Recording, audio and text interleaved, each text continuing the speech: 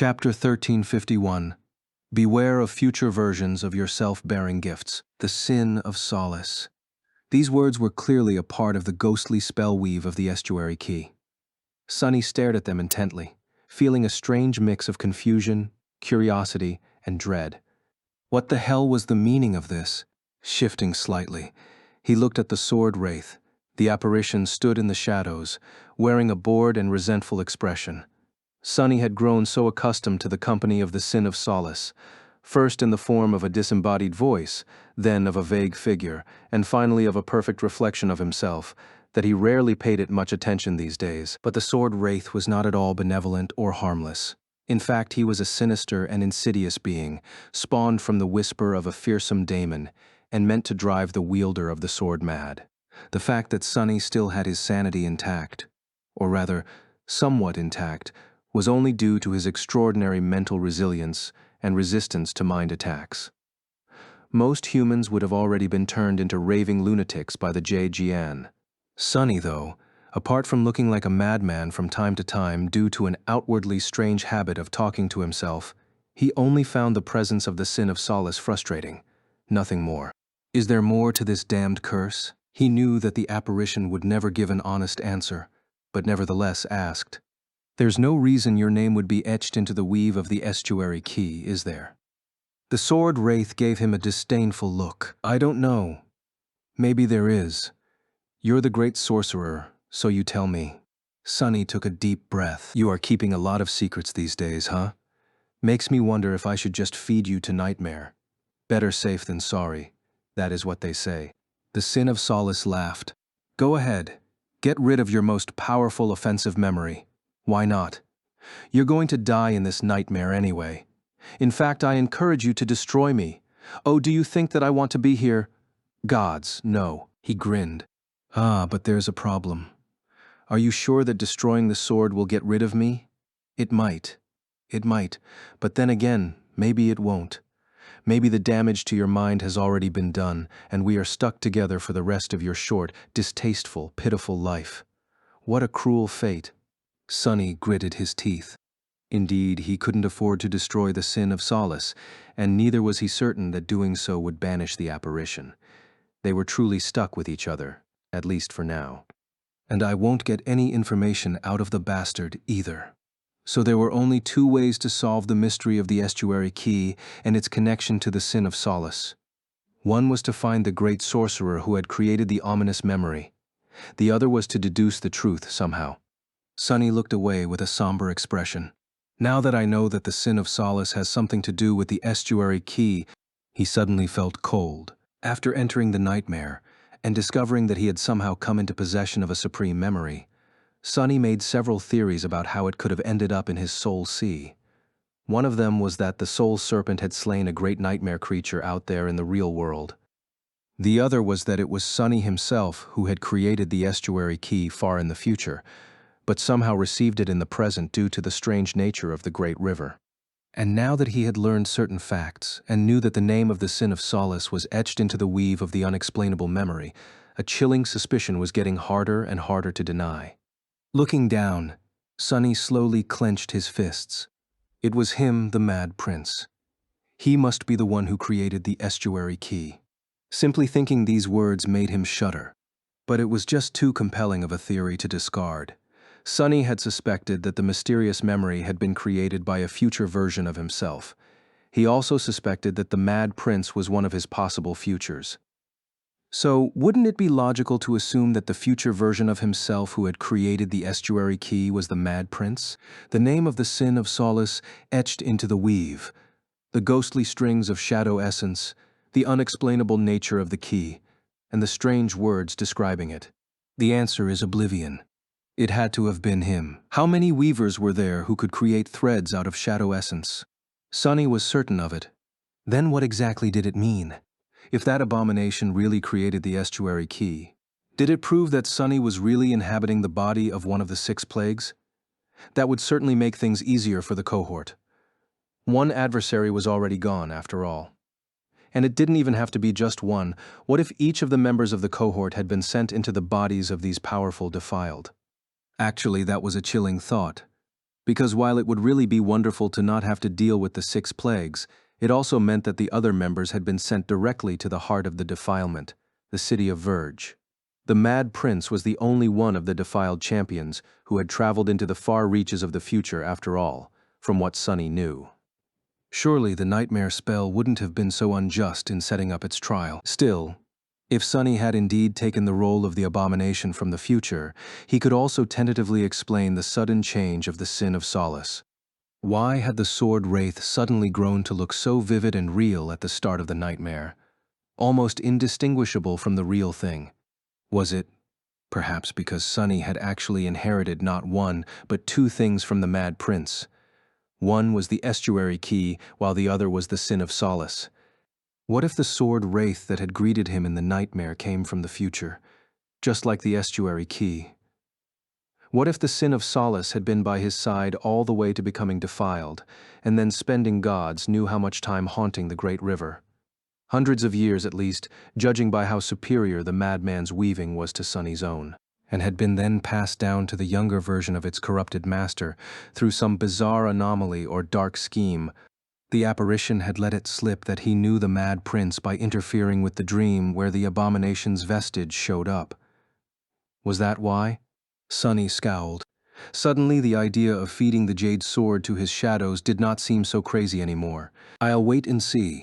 Sunny glared at the sin of solace, distrustful and wary. Glaring at him back, the sword wraith grinned. Look at you, figuring things out. Ah, there's really no sight more comical than a fool who thinks that he's smart. Wouldn't you agree? Sunny grimaced and remained silent. Was that a confirmation or simple mockery? He gritted his teeth, knowing that there was no way to tell. Chapter 1352, Nearing the Edge. In the end, Sunny failed to get the wraith to say anything informative. Just as usual, all the answers he received were either vague and misleading, or outright insults that had nothing to do with the question. Later, in a somber mood, he left the shadow of the sacred tree and walked around the ship, examining its state. Sunny felt odd in light of the things he had learned and suspected to be true. Ah, it's infuriating. He seemed to have stumbled on the truth, or rather on a big chunk of the truth. However, there were still plenty of missing parts, and those were the parts that contained the most important answers. His mind was spinning, coming up with one baseless theory after another. Sunny was unable to glean the true meaning of it all, but what he did manage to do was completely exhaust himself mentally. Eventually feeling foul, he threw the manic desire to get to the bottom of things right here and now out of his head and settled near the ketch to start weaving another memory for nightmare. The fiery sunset lasted for the entirety of the day and was then replaced by the ghostly radiance of the night. Here in the western reaches of the great river, even the opalescence of the water was different. It was shifting between deep carmine, vibrant crimson, and rich maroon, as if they were truly sailing on a river of blood. The nights they had witnessed before were dreamlike, but this one was like a scene from a darkly beautiful nightmare. Sunny and Nephis had not slept for a single moment, too wary to close their eyes. In the morning, the impenetrable darkness of the night was once again replaced by a blazing sunset. It seemed like one of the 7 suns was always within reach, drowning in the currents of time. The further west they sailed, the dimmer the light became. Eventually, they were surrounded by a fiery dusk. Sunny, isn't the current strange? Neff's voice sounded tense. Currently, he was holding the steering oar while she was leaning over the railing nearby. Confused, Sunny sent one of his shadows to take a look overboard. It took him a long time to understand what had alarmed Nephis. Strange. The current of the great river was changing. Ever since they entered the tomb of Ariel, it had always flowed in the same direction. But now it seemed as if the currents were twisting, not only carrying the chain breaker forward, but also slightly pulling it to the side, in the direction of the setting sun. He gripped the oar tighter. We must be nearing the edge. The great river was vast and flowed endlessly, but it was not limitless. That was one of the first things they had asked Ananke, hoping that there was a shore somewhere in this inhospitable world. But there was no shore. Instead, the great river was limited from west and east, from dusk and dawn, as the river people called these directions, by a bottomless dark abyss. It was as though the river flowed through nothing, suspended in the void by the power of the demon of dread. And so there was an edge instead of the shore, a colossal and unceasing waterfall, where the waters of time spilled into the abyss and disappeared into the boundless darkness. Sailing close to the edge was tantamount to suicide. They had not reached the truly dangerous waters yet. Otherwise, the currents would have already been pulling the chainbreaker toward the abyss with ferocious force. But the subtle change in the direction of where the water flowed indicated that the edge was already not too far away, which was good news, because it meant that they were even closer to fallen grace. And dusk, the last sibyl of the estuary. Sunny inhaled deeply. Check the navigation tools again.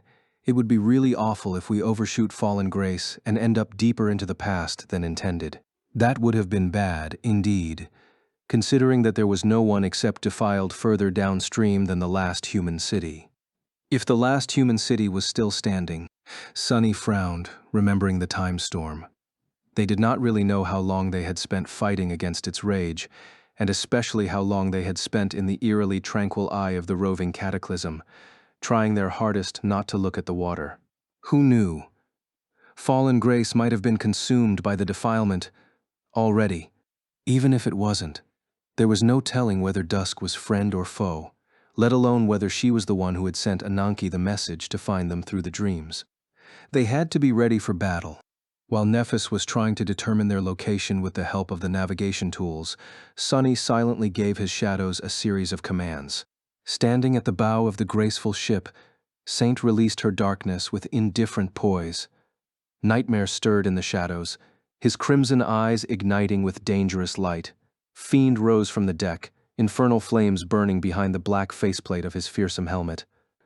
Soon Nephis put the tools away and looked downstream. Everything seems fine. We should be very near, of course. The city might have migrated in any direction by now. Still, it couldn't have moved far without sacrificing its entire population of Riverborn. Sunny nodded slowly. Indeed, although the floating cities of the Great River civilization could theoretically travel as far as their inhabitants wished, in reality, they were bound in place by the lifespans of the Riverborn. Migrations happened over the span of generations, not months or years. Replace me at the oar. Nephis silently stepped into the runic circle, freeing Sunny. Right now, he was a more efficient fighter between the two of them. More importantly, he had no idea how to berth a ship. If the people of Fallen Grace were indeed friendly, it would be really embarrassing to crash into their pier first thing after arriving. Yeah, I'll handle the fighting, if it comes to that. Sunny secretly looked around, checking what the Sin of Solace was doing. Making sure that the sword wraith wasn't up to no good. He let out a mental sigh of relief and extended his shadow sense as far as he could. After that, all they could do was wait. An hour passed in tense silence, then another. The drag of the abyss was still mild, but it was slowly growing faster. Surrounded by eternal sunset, Sunny found it hard to measure time. The chain breaker sailed through crimson dusk. The waters of the great river reflected the burning sky, and seemed to be engulfed in flames themselves in turn. Then, finally, Saint shifted and slightly turned her head. In the distance, Sunny saw a spark of light shining above the horizon. Somewhere out there, a white flame was burning at the top of a tall lighthouse. They had found the last human city in the tomb of Ariel, it seemed. After months of wandering the perilous expanse of the tomb of Ariel, they had reached Fallen Grace. Chapter 1353, Tattered Sails. There had been a time when Kronos possessed a youthful body and an even younger soul. His soul was still young, all things considered, but his body had turned decrepit and frail. It was full of aches, felt stiff in the mornings, and had to be handled with care. Still, there were pleasant things about being old as well. Kronos had burned with all kinds of hopes and desires when he was young, but now that he was in his twilight years, life was calm and peaceful. Or rather, his feelings about life were calm and peaceful, or was it one and the same? Since one thing he didn't possess was the actual wisdom of old age, it was hard to say. One thing was for certain, not having to worry about the future. He had much more time to enjoy the trivial delights of life, like the warmth of his cot, the companionship of his friends and neighbors, or the beauty of the world. Since Kronos did not sleep much, old as his body was, he had developed the habit of walking to the piers at the break of day to watch the suns rise from the water. Today, just like always, he left his home carrying a lantern and walked to the edges of the city. Despite the fact that the streets were still dark, there were many early risers just like him out and about. Some greeted him with words, some with smiles. Their faces were just as wrinkly as his, and their bodies were just as stiff as his.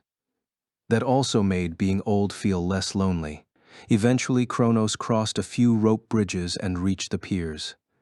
Several people were already there, waiting in the darkness. Some of them he knew from his days in the House of Youth, some he had met after. Joining them, he extinguished the lantern, sat down, and looked at the water. They chatted as the night lived its last minutes. Shrouded in darkness, the great river glowed with a beautiful red radiance. Then, slowly, its light grew brighter. The chatter quieted down as the old men and women enjoyed the view of the flowing water. Somewhere far away, the black veil covering the sky rippled. Hints of lilac and azure were mixed into its dark expanse. The river seemed to ignite, fiery colors spreading across its surface. Then, finally, the suns rose from the depths, painting the world in a million shades of scarlet. Reflected in the water, their light was like a spreading flame.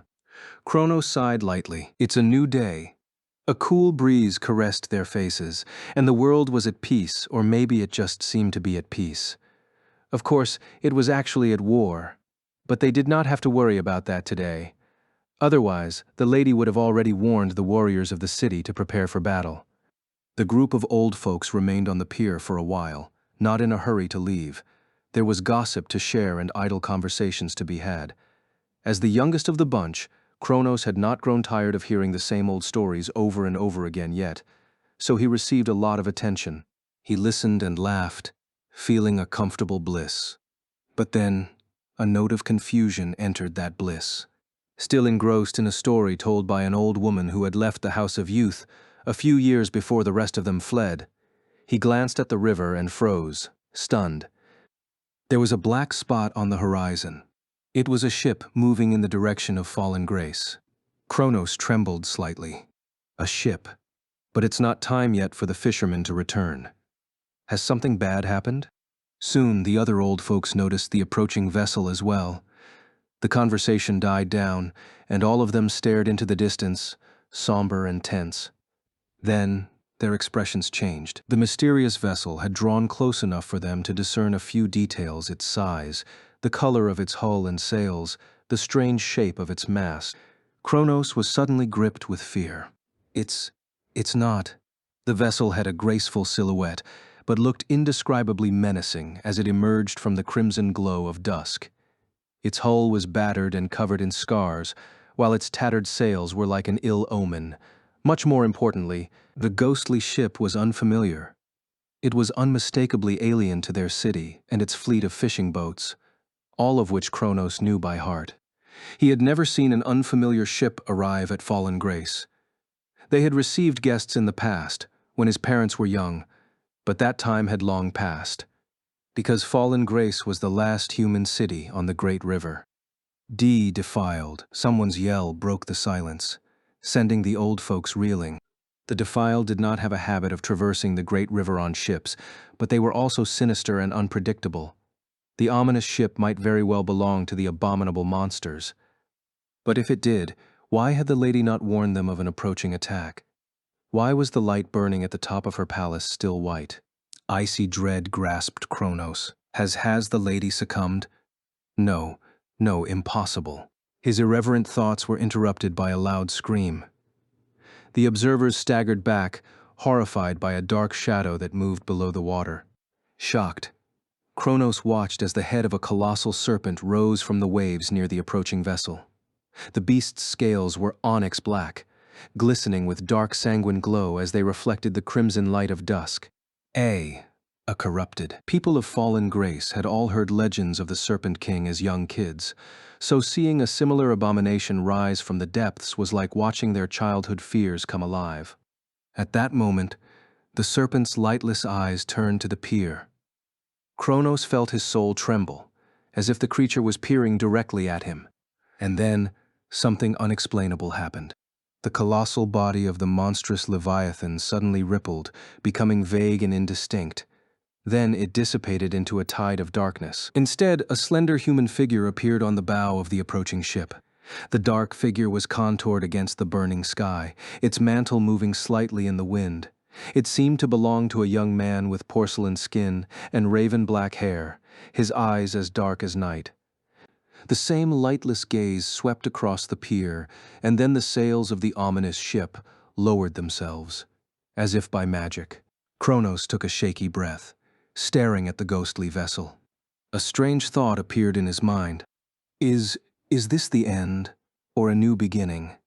Chapter 1354 by Grace of Dusk. With its tattered sails lowered, the ominous vessel slowed down, eventually coming to a semblance of a halt. It drifted on the waves a few hundred meters away from the pier, carried by nothing except the current. Kronos had managed to regain some composure by then. He briefly thought about running away, but decided against it. His body was too old to run with any kind of significant speed anyway. The watchers guarding the city must have noticed the ghostly ship and the terrifying onyx serpent too. If the lady had truly not known about their arrival, warriors would already be on their way. For a few moments, everyone remained motionless. The old men and women gathered on the pier, and the dark figure standing on the bow of the graceful vessel as well. The current was slowly pulling the ship closer. It was only a matter of minutes before it reached the pier. This is strangely exciting. Kronos should have been terrified, but he found himself awed and curious instead. All of them here in Fallen Grace lived with the knowledge that their lives would soon come to an end. Death was like an old friend, not an odious enemy. The arrival of a mysterious ship, however, was a novelty. How often did he get to experience something entirely unexpected? He had never seen anything like it, and would most likely never get a chance to witness something as wondrous again. So he waited for the moment when the hull of the ship touched the pier with bated breath. Eventually, the graceful vessel drew close enough for them to see every terrible scar and every burn mark covering its battered hull. It seemed like the battered ship had escaped the depths of hell and survived all kinds of untold disasters. What terrible battles had it endured? What harrowing creatures had clawed its hull, unable to break through? What kind of beings dwelled within it, who had been able to survive all these ordeals? Were they perhaps more harrowing than the creatures that had left their marks on the ancient hull? Kronos and his fellows saw the deck of the ship as well, stunned by the sight of a beautiful tree growing around the ship's main mast. That tree was vibrant and full of life, not at all like the grim vessel below it. It was much taller and robust than any tree growing in Fallen Grace. What is this craftsmanship? Kronos had never seen a vessel of such design, nor had he known of any shipbuilder who could have created it. The lines of the ghostly ship were elegant but unfamiliar. The small details of its construction were unlike anything that the river people would have built. They were also entirely different from how the Twilight people had built things, back before they were wiped out by the Defiled. The ghostly ship looked ancient and mysterious, like all things passed down from the outsiders. Suddenly, Kronos felt joyous excitement. Are these people? The ship smoothly approached the pier and halted just beside it, its bow softly touching the mooring berth. As the humans of Fallen Grace watched in stunned silence, 4 figures jumped from its deck onto the weathered wood. There were 2 humans in front, if they were really humans, and not deities. Kronos suddenly found it hard to breathe. The first one was the slender young man wearing a dark mantle, his porcelain face drowning in the shadows. His lightless eyes were like 2 pools of unfathomable darkness, cold and piercing. There was a crown of black metal resting on his head, shaped to resemble a twisting serpent. The other was a tall young woman with silver hair and calm gray eyes wearing a white tunic. Her face was like that of a statue, beautiful and distant. She wore a crown, too, this one bright and adorned with a single radiant gem. When she appeared, it was as though the light of the 7 suns had grown a little brighter. Kronos felt something move in his heart, and for a moment his soul was grasped by a deep and unexplainable longing. The 2 were like night and day, mysterious and beautiful. The other 2 were like monsters, One was a towering knight that seemed to have been carved from onyx, her graceful armor both intricate and fearsome. The other was like an ogre forged from black steel, with hungry flames burning in the depths of his ferocious eyes. There was something hiding in the shadows, too, a dreadful presence that felt both elusive and terrifying. Everyone stared at the strangers, feeling dread, awe, and wonder. After a few moments of silence, the young man wearing the serpent crown took a step forward and spoke in a familiar language, his voice resounding across the pier. "We have come from the far reaches of the future in search of fallen grace, the last bastion of the river people. We mean no harm unless you do us harm. I am." At that moment, Kronos became sure of his suspicion. They are. They must be. With his heart beating wildly, he stepped forward and asked in a trembling voice, My lord, you the children of Weaver?" The young man glanced at him, making Kronos shiver under that piercing gaze of his. A hint of surprise appeared in the lightless eyes, but then disappeared, replaced by something that resembled satisfaction. "Indeed, we are changing star and sunless children of Weaver." His words were like an explosion for the old men and women gathered on the pier. Their fear disappeared, and instead, bright smiles illuminated their wrinkly faces. "Of course, it's them, just like the lady foretold." Praise the lady. Kronos couldn't keep the smile from appearing on his face either. "Ah, I must have gone senile. Why haven't I realized sooner?"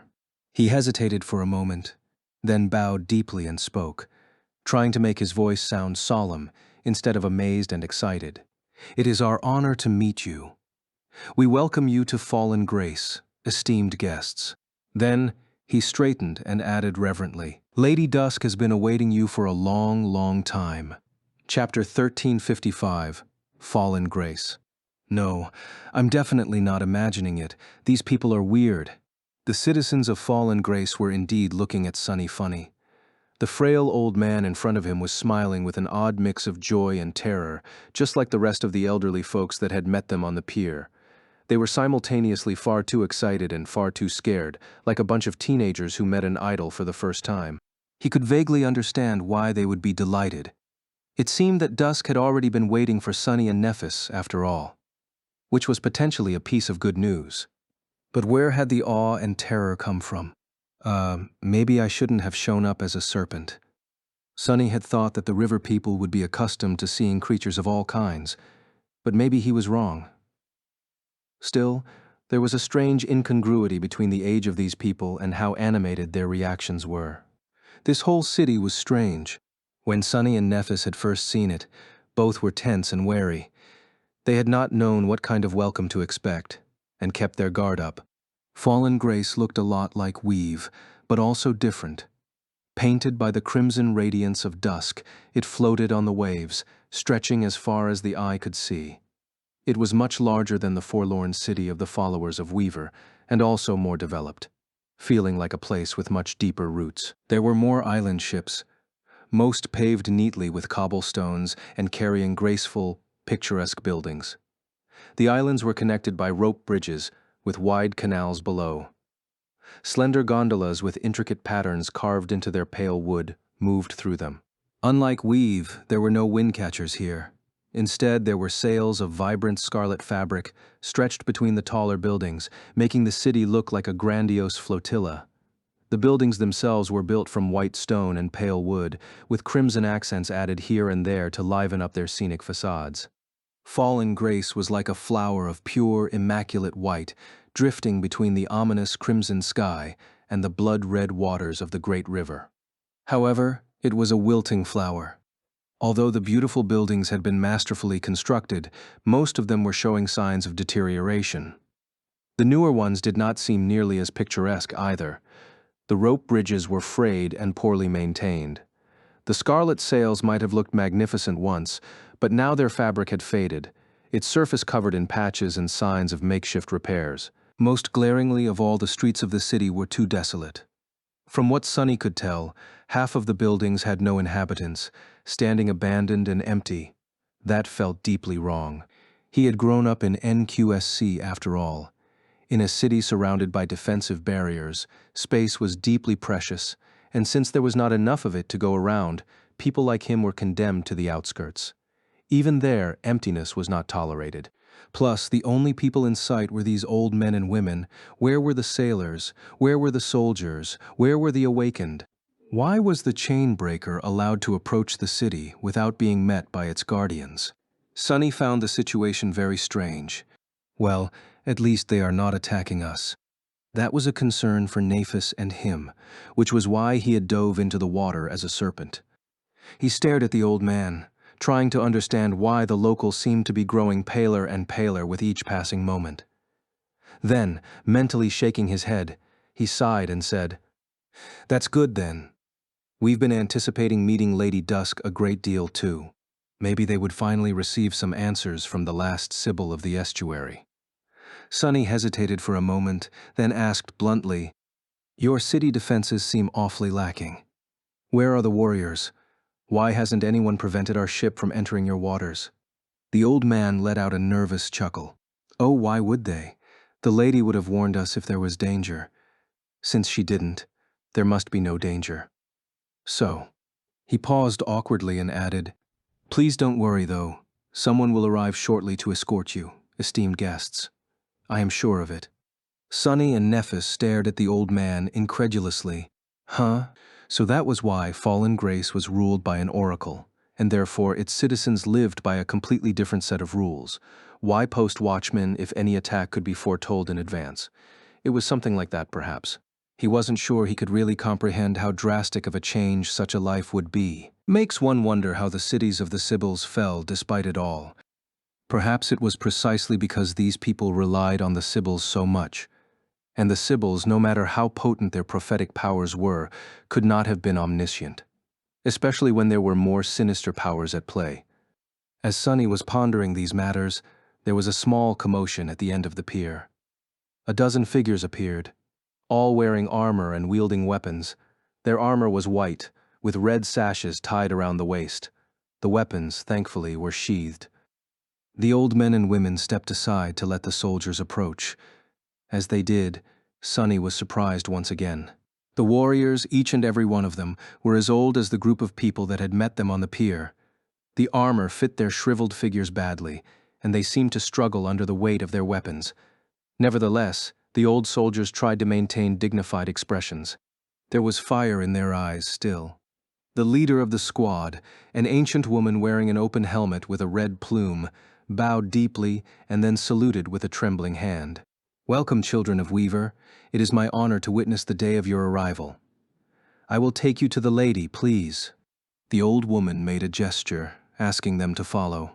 Chapter 1356. The Last Sibyl. Sunny studied the old woman's armor, hesitated for a few moments, then looked at the chainbreaker with doubt.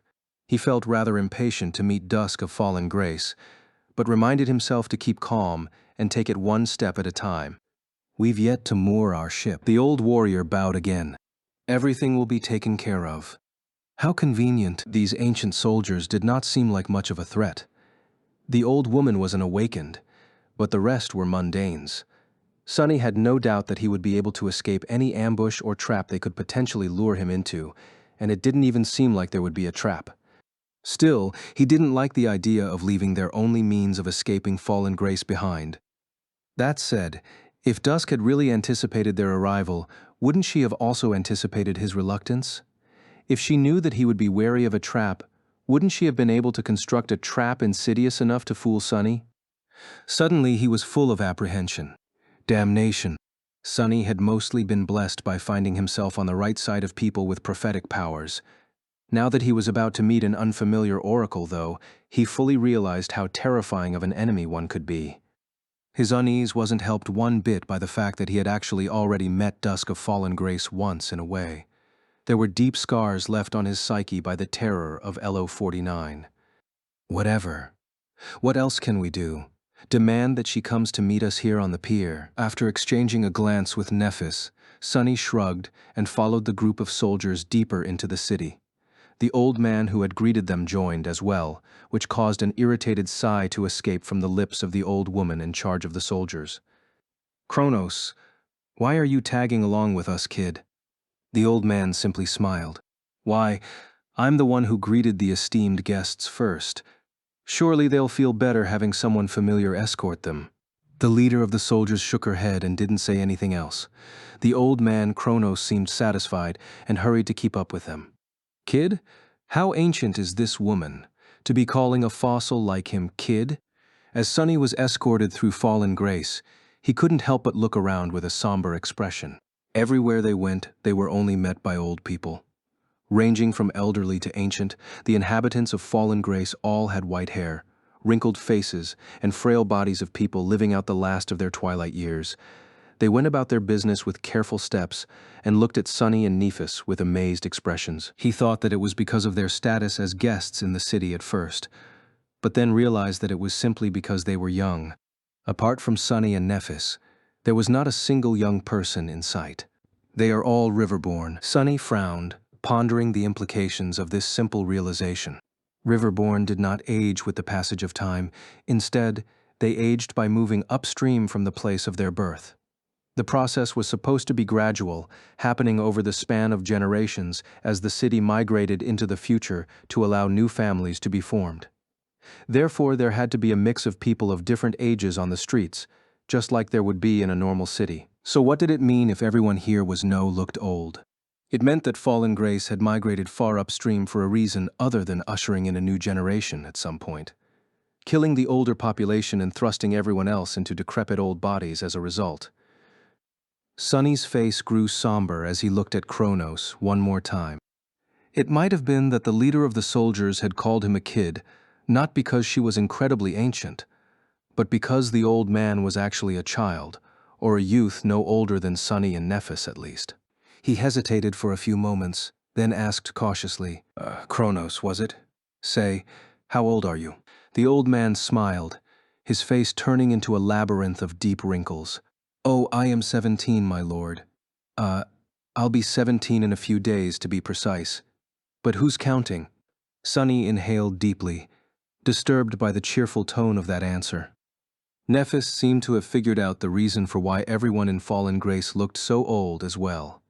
Hearing Kronos confirm it, she frowned. Then why aren't you at the House of Youth? As the words left her lips, the face of the old woman leading the soldiers darkened. While Kronos lingered, she answered in his stead. It's because we lost them. We lost the entire downstream half of the city during those dark days, and if it wasn't for the lady, we would have lost the other half as well. At the mention of dusk, an expression of deep reverence and love appeared on the faces of Kronos and the old soldiers. But there was also something else hiding behind the devotion, a hint of sorrow, fear, guilt. It was at that moment that they reached the point that should have been the center of the city. However, it was its edge instead. There was nothing but empty water where countless island ships should have been. The rope bridges leading to them had been cut, their remnants singed and floating aimlessly in the water. The closest buildings to the edge bore scars and burn marks, some of them tilting sideways or laying in piles of mostly disassembled wreckage. It was as if the whole city had been bisected into two halves, one still drifting on the crimson waves, the other long gone, lost to the unceasing pull of the past.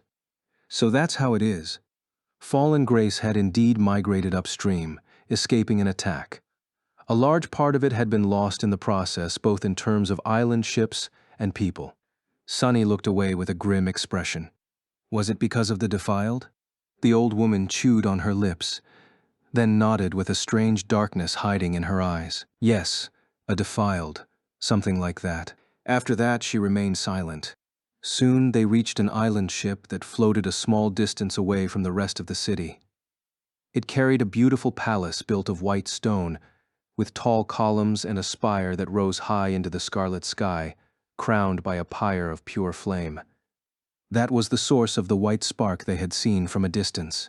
Crossing the expanse of crimson water, Sonny and Nephis ascended the wide stairs leading to the gates of the palace, and were welcomed by rows of soldiers just like the ones who had escorted them here, wearing white armor with red sashes, decrepit and old. All of them bowed deeply as the small procession passed them. Finally, the gates of the temple opened in front of them. Sonny felt an old fear grip his heart. He was finally going to meet Dusk face to face again. Soon they were led to a grand hall filled with white marble, flowing water, and tranquil silence. There was a tall dais in the center of it, with an elegant stone throne standing on it. Dusk of Fallen Grace, the last Sibyl of the estuary, was sitting on that throne. Sunny froze. The first thing he registered was that Dusk looked young, very young. She was the first young woman they saw in Fallen Grace. She was also enthralling, with a petite figure and an exquisitely beautiful, delicate face. Her hair was like pale gold, and her stunning eyes were pure blue. Those stunning eyes looked upon the world but didn't see anything, because the beautiful young woman was blind. Of course, Sunny knew her well. Stunned, he raised a hand and asked in a trembling voice, "Cassie?" Chapter 1357. Long, long time. In front of them, sitting on the throne of Fallen Grace, was none other than Cassie, the delicate blind girl who had been their companion since the dire trial of the Forgotten Shore, and whom both Sunny and Nephis knew better than anyone else in the world did. There could be no mistake. Cassie had not changed much since the last time Sunny had seen her. She was still the same, with golden hair and beautiful blue eyes. The soft features of her lovely face were just as he remembered them. But there was something different about her, too. There was an obvious change, of course. Unlike how she was in the Nightmare Desert, Cassie looked hale and refreshed. Gone were the feverish gauntness, dark bruises, and cracked lips. Instead, her striking beauty had bloomed once more, soft and quiet, yet making it impossible to look away. She was also wearing an unfamiliar red peplos, its thin, flowing fabric draped gracefully around her supple figure and decorated with white accents. But there was also a deeper, less obvious change to her. Sunny just couldn't put his finger on what it was exactly. Most importantly, Cassie was not Dusk of Fallen Grace. Or was she? He suddenly felt a chill. "Cassie?" At the sound of his voice, the blind girl slowly turned her head and looked down from her throne. Even Nephis, who rarely allowed surprise to show on her face, seemed dazed. She stared at the young woman who was, or at least looked like their friend silently, a storm of emotions hiding in her usually calm eyes. The next moment, however, tension drained from her gaze, replaced by profound relief. It was because Cassie smiled. Her wide, radiant smile set their hearts at ease. It was a smile they knew. "Sunny? Neph? You are finally here?"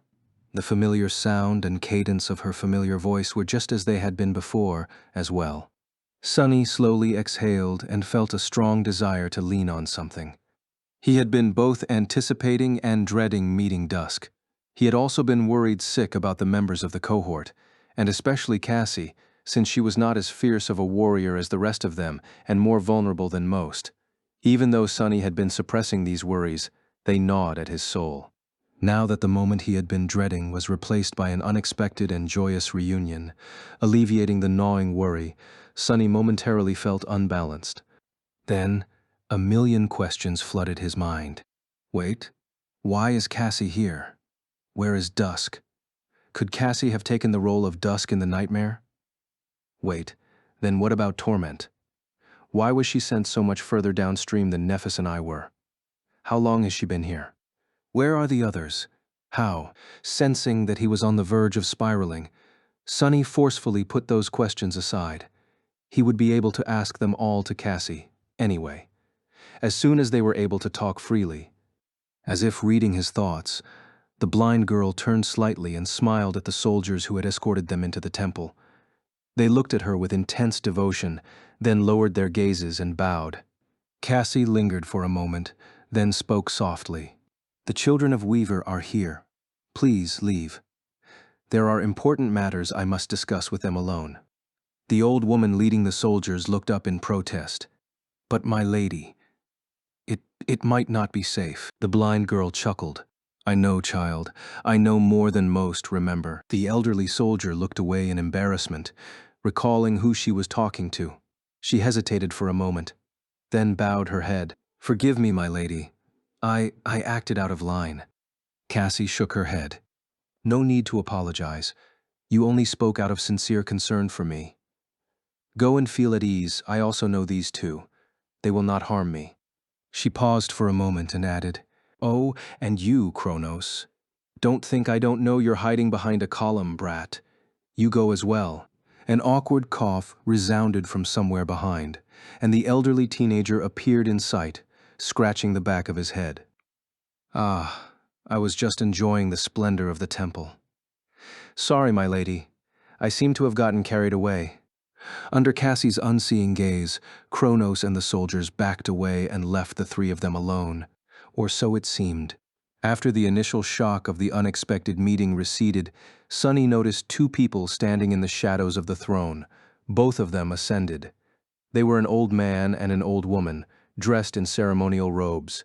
The woman wielded an unsheathed greatsword, while the man held a crimson silk cord in his hands. Tracing his gaze, Cassie let out a quiet sigh. "These are my guards. Don't mind them, they are deaf and won't hear us." Sunny was strangely disturbed by these words. Why did Cassie have two deaf guards? The whole situation somehow seemed eerie. At that moment, Nephis finally spoke. "Is that old woman a teenager as well? Are all your troops composed of children?" The blind girl blinked a couple of times, bewildered, then shook her head. "No, she is a few 100 years old." Sunny tilted his head, stumped. "What? Then why did you call her a child?" Cassie remained motionless for a while, then sighed deeply and lowered her head. Her voice sounded strangely hollow when she spoke, the words echoing across the white hall. "It is because I've been waiting for you two for a long, long time." In the silence that followed, both Sunny and Nephis froze. The terrible implication of what Cassie had said slowly seeped into their minds, making them realize that, at that moment, the blind girl's shoulders trembled, and she suddenly exploded into bright laughter. Oh gods, sorry, I just couldn't help myself. I really did wait for a while, about a year, I think. I imagined this day a lot, and so I just couldn't resist making this joke." Sunny and Nephis stared at her, stunned. What the hell? Who makes a joke at a moment like that?" His eye twitched. "Wait, did she say a year?" It had been less than 3 months since Sunny and Nephis entered the nightmare. So the time storm did indeed mess up their perception of time, just not as direly as they had feared. Cassie, meanwhile, had gotten such a good laugh at their expense that tears appeared in the corners of her eyes. Her hands had been laying on her knees before. Now she raised them to wipe the tears away. And when she did, Sunny heard a familiar sound. It was the rattling of chains. There were golden shackles wrapped around Cassie's slender wrists, and a golden chain connected them. Wiping off her tears, the blind girl looked up with a smile and blinked. It seemed that she had noticed their confusion. Cassie frowned a little, then touched her shackles and sighed. "Oh, you guys don't know much about the Sybils yet." "Right. I should explain." She lingered for a moment, then glanced briefly at the two deaf masters behind her. One held an unsheathed sword, the other a silk cord. Her expression remained calm and relaxed. "When I said that these two are my guards, I didn't mean that they guard me against danger. Instead, they are guarding the city against me." Chapter 1358. Beautiful Chains. Nothing about the situation made sense. Sunny and Nephis tentatively came to terms with the fact that Cassie had replaced Dusk of Fallen Grace, but now they were struck by yet another revelation. Sunny did not know why the blind girl was shackled yet, but his mind had already entered a state of battle readiness just in case. Not showing any emotions, he briefly glanced at the two deaf guards. The sword and the cord they wielded were suddenly much more sinister. If the guards were meant to protect the city from Cassie, then the sword was meant to cut her down, while the cord was meant to strangle her. How strong can these old masters be? Sunny was mentally calculating the swiftest way to kill them guards when a sudden thought sent a chill running down his spine. His first impulse had been dictated by the deeply ingrained desire to protect Cassie. But why were the guards there, in the first place? Looking at the beautiful young woman sitting on the white throne, wearing golden shackles, Sunny had to wonder if he should be thinking of a way to protect himself from her, instead. She sighed. "You don't have to worry. I'm not in danger, nor do I represent danger. It's just that, well, it's a long story. I'll explain, but first." Standing up, Cassie smiled and descended from the dais. "Let me climb off that throne. It feels really odd to be looking down on you from up high." She approached them with light steps. Her delicate figure was accentuated by the vibrant red fabric of the archaic dress, which contrasted starkly against the white marble of the grand hall. Her movements were swift and graceful. Before Sunny could really decide whether he should be on guard or not, Cassie was already near. She raised her shackled hands and gave Nephis a tight hug. "I missed you. I really missed you guys a lot." She held Neph in an embrace for a few moments, then sighed and let go. A bright smile bloomed on Cassie's face. Turning to Sunny, she hesitated a bit, then gently gripped his arm with both hands. The golden chain rattled quietly. "I'm so glad that you're here." He froze, then awkwardly patted her on the hand. "What? I don't get a hug." But then again, that was not the kind of relationship he had with Cassie. What kind of relationship did they have then? Sunny was really not sure. If he had to describe it with one word, though, it would be complicated. Still, she seemed to be sincerely happy to see him. He felt the same way, too. "We're glad to be here as well. But do you mind explaining what is going on? Starting with why you are chained, please." Cassie's smile dimmed a little. She hesitated for a moment, then nodded and turned away. "Sure, but not here. This hall is too oppressive. Follow me." After exchanging a glance, Sunny and Nephis followed the blind girl out of the great hall and into the depths of the White Temple. The two old guards did not seem concerned by the fact that their ward was moving around freely. They simply walked behind them silently, carrying the sinister sword and the silk cord. The presence was rather ominous, but Cassie did not seem to mind. Together, the five of them entered a grand staircase, which led them to a smaller one. The blind girl was navigating the maze-like interior of the temple with practiced ease, which wasn't that surprising, considering that she must have spent a whole year here. Sometimes, she traced the marble walls with her hand, but mostly she simply counted her steps and moved by memory. Eventually, they ascended a tall tower and emerged onto an open platform. There was a massive brazier in its center, with a pyre of white flame rising high into the crimson sky from it. This was the flame they had noticed from afar, and which guided them to Fallen Grace. Cassie lingered in front of the brazier for a few moments, bathing in its heat. Her expression turned a little distant. After a while, she said quietly, "Right. I don't need to maintain the flame anymore." Turning around with a smile, she gestured to a small table that stood near the airy railing of the platform. "Please, sit down. You must be tired after spending so long on the river." The table was brimming with fresh fruit, crystal pitchers of wine, and savory snacks. Cassie did not have to ask them twice, since Sunny and Nephis were indeed tired after the long journey, hungry and parched. Soon the three of them were sitting around the table, enjoying the refreshments. From the height of the temple's spire, the whole of Fallen Grace was revealed to them, as well as the fiery expanse of the flowing water painted in a million shades of red by dusk. Looking at the surreal sight of the endless crimson river, Sunny couldn't help but notice how damaged and incomplete the city looked. It was indeed as though it had been cut in half, with many of the island ships either missing or taking a position in the flotilla that was clearly not meant for them. Taking a sip of fragrant red wine, Cassie sighed and turned to face Fallen Grace as well. She was holding the glass with both hands, careful not to let the golden chain get in the way. Eventually, she said, "I entered the nightmare around a year ago. It was very disorienting, as you must have experienced yourself. Especially once I realized that I had taken the place of Dusk, the Sibyl of Fallen Grace. Dusk, I don't know how powerful she was exactly, but she must have been at least a transcendent, while I am not." Sunny nodded somberly and added in a low voice, "The last Sibyl." The blind girl turned to him with a strange, fragile smile. "Yes, the last, although I wasn't so at the start." Nephis frowned, feeling a dark undertone in Cassie's voice. "Wasn't so? What do you mean?" Cassie remained silent for a few moments, her face turning solemn. Then she said, "The Sibyls were oracles once. The revelations they received came from the gods. But then the gods grew silent, and, one after another, the Sibyls turned to another source of knowledge, the estuary. What revelations do you think they received from there?" Chapter 1359. See no evil. Sunny suddenly paled. Wait. No way. The runes describing the shroud of graceless dusk resurfaced in his memory. There they found solace, safety, and shelter.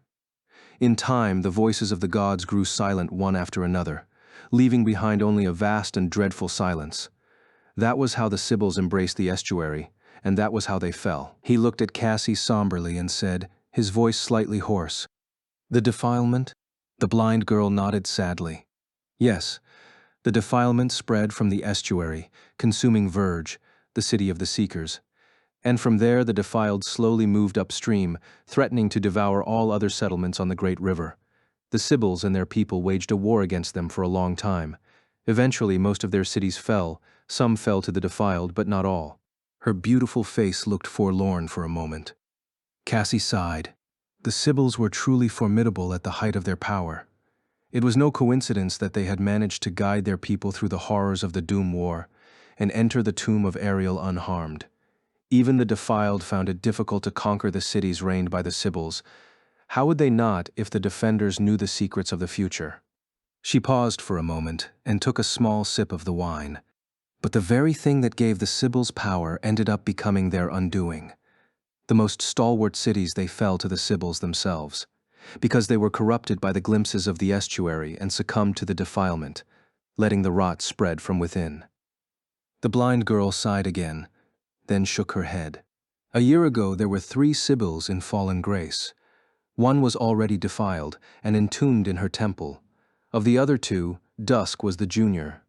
The senior Sibyl, she had hidden the signs of corruption from everyone until it was too late.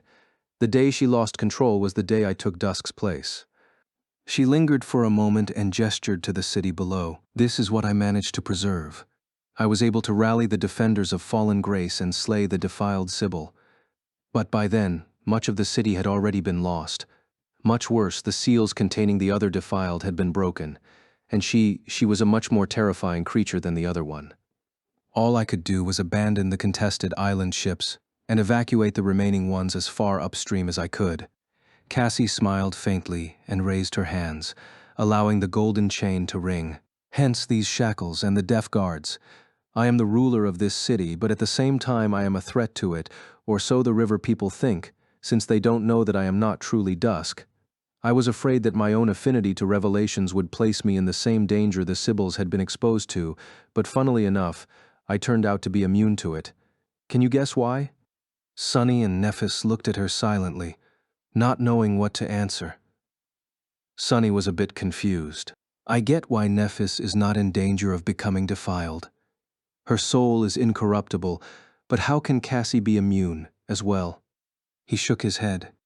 I'm not sure. She chuckled, then pointed to herself.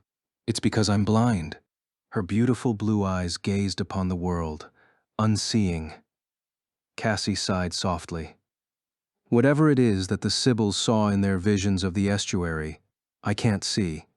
That is why the truth of the estuary can't corrupt me, or at least can't corrupt me in the same way it corrupted the Sibyls. In the visions I had before entering the tomb of Ariel, I usually had sight. But ever since coming here, all I see is darkness. Who knew it would be a blessing?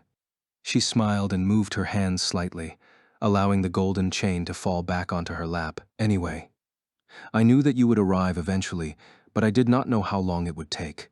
So I remained in fallen grace and defended the city from the attacks of the defiled. It was a long year. What took you so long? Nephis leaned forward and grasped Cassie's hand. White sparks glinted in her calm gray eyes. You did well, Cass. I'm sorry, we entered the nightmare much further upstream, and it took us a long time to travel into the past. We encountered a time storm on the way, which is why, while a year has passed for you, it was only a few months to us. Sunny lingered for a few moments, then added, But you must have known that already, right? It was thanks to you that Ananke knew to meet us and point us in the direction of fallen grace. A strange expression appeared on Cassie's face. He frowned, confused by her reaction. What? What's wrong? The blind girl hesitated. I'm sorry, but who is Ananke? And what do you mean she knew to guide you to fallen grace? I'm afraid I don't understand. Sunny and Nephis exchanged a somber look. After a moment of silence, she asked carefully, "Was it not you who sent a dream message to the priestess of Weave to warn her of our arrival?" Cassie simply shook her head. "Send a dream message? I don't even know how to do something like that, let alone who the priestess of Weave is. I also wouldn't have known where you were. Are you saying that there was someone who did?" Sunny suddenly felt an ominous premonition. He was somewhat convinced that it was Dusk who had sent Ananke instructions to meet them and guide them to Fallen Grace. Now that he knew that Cassie had taken the place of the last Sybil, though, and she was not the mysterious being pulling the strings of the nightmare from behind the scenes. There was a small possibility, of course, that Dusk had arranged everything before being erased from existence by Cassie's arrival. But it was infinitely small had the last Sybil even existed in the nightmare. Why would the spell extend its timeline beyond the point where the challengers entered? And even if it had, what were the chances that Dusk not only knew of her nature as a phantom conjured by the spell, but also everything about the challengers and their task? Close to zero. However, if not Dusk or Cassie, then who could have possessed both a deep knowledge of the future and enough insight to manipulate it? Sunny gritted his teeth, disturbed. Not only did they know when and where we would enter the nightmare, but also a great deal more. It was how we ended up finding the ship, the Chainbreaker, and making it all the way here. Cassie seemed stunned. The Chainbreaker? She remained silent for a while, then shivered and said, her voice glum, "Well then, maybe it was torment." Chapter 1360 Marooned. A grim silence settled over the open platform. Even the deaf guards seemed affected by it, shifting uncomfortably and throwing worried glances at Cassie. Knowing what he knew now, Sunny recognized the complicated emotions reflected in their eyes: love, devotion, loyalty, but also wariness and fear. He sighed, then took a bite out of a succulent fruit and leaned back. "So you guessed who the 6 plagues are too?" Of course she did. Cassie always knew more than them, even if she kept it to herself. The blind girl nodded slowly. "I did who they are, but not how they are. The Great River is a strange place. Many things that should not be possible anywhere else are possible here." She frowned. "The 6 plagues, I had to learn a lot about them, since they are the main threat to Fallen Grace. It was hard not to draw conclusions in the process. Strangely enough, though, none of them participated in the attacks on the city during the year I've spent here." Nephis looked at her somberly. "Were you serious about what you said? That torment might be responsible for us coming here?" Cassie hesitated for a few moments, then shook her head. "Not really. She strikes me as someone far too wild and damaged to come up with such an intricate scheme. She's dangerous, though. After the Dread Lord, she has to be the most dangerous of the plagues, simply because of her foresight." So, there was no answer after all. Sunny was still unable to learn who it was that had been manipulating the nightmare, unseen, showing terrifying knowledge of fate and the future. There was another problem facing them currently, though. Not good. Meeting Dusk might have turned out entirely differently from how Sunny and Nephis had imagined it, but their overall goal remained the same. They had to conquer the nightmare, but first they had to find the members of the cohort. Their last theory was that each challenger except for Nephis had been sent into the body of a powerful defiled champion, who might or might not have been the future version of themselves. Regardless of the true identity of the 6 plagues, that theory had been proven wrong now. After all, Cassie was right here in front of them, in place of the last Sybil, Dusk, not Torment. Which meant that they had no idea where the other members were. And since it had already been a year since the nightmare started, Sunny felt intense worry gnaw at his heart. No, don't think about it." Looking at Cassie, he hesitated for a while, then composed himself and asked, "You said you knew that we would arrive eventually?" The blind girl nodded. "Yes, I saw us meeting in a vision, or rather felt it." Sunny took a deep breath. "Then what about the others? Do you know where they are?" There was one more question that he had, but couldn't bring himself to ask. "Are they alive?" Cassie suddenly smiled. The melancholy shrouding her features was vanquished, her face illuminated by that smile. "Yes, of course." She froze, then coughed awkwardly. "They're alive, I mean. Sorry. Right.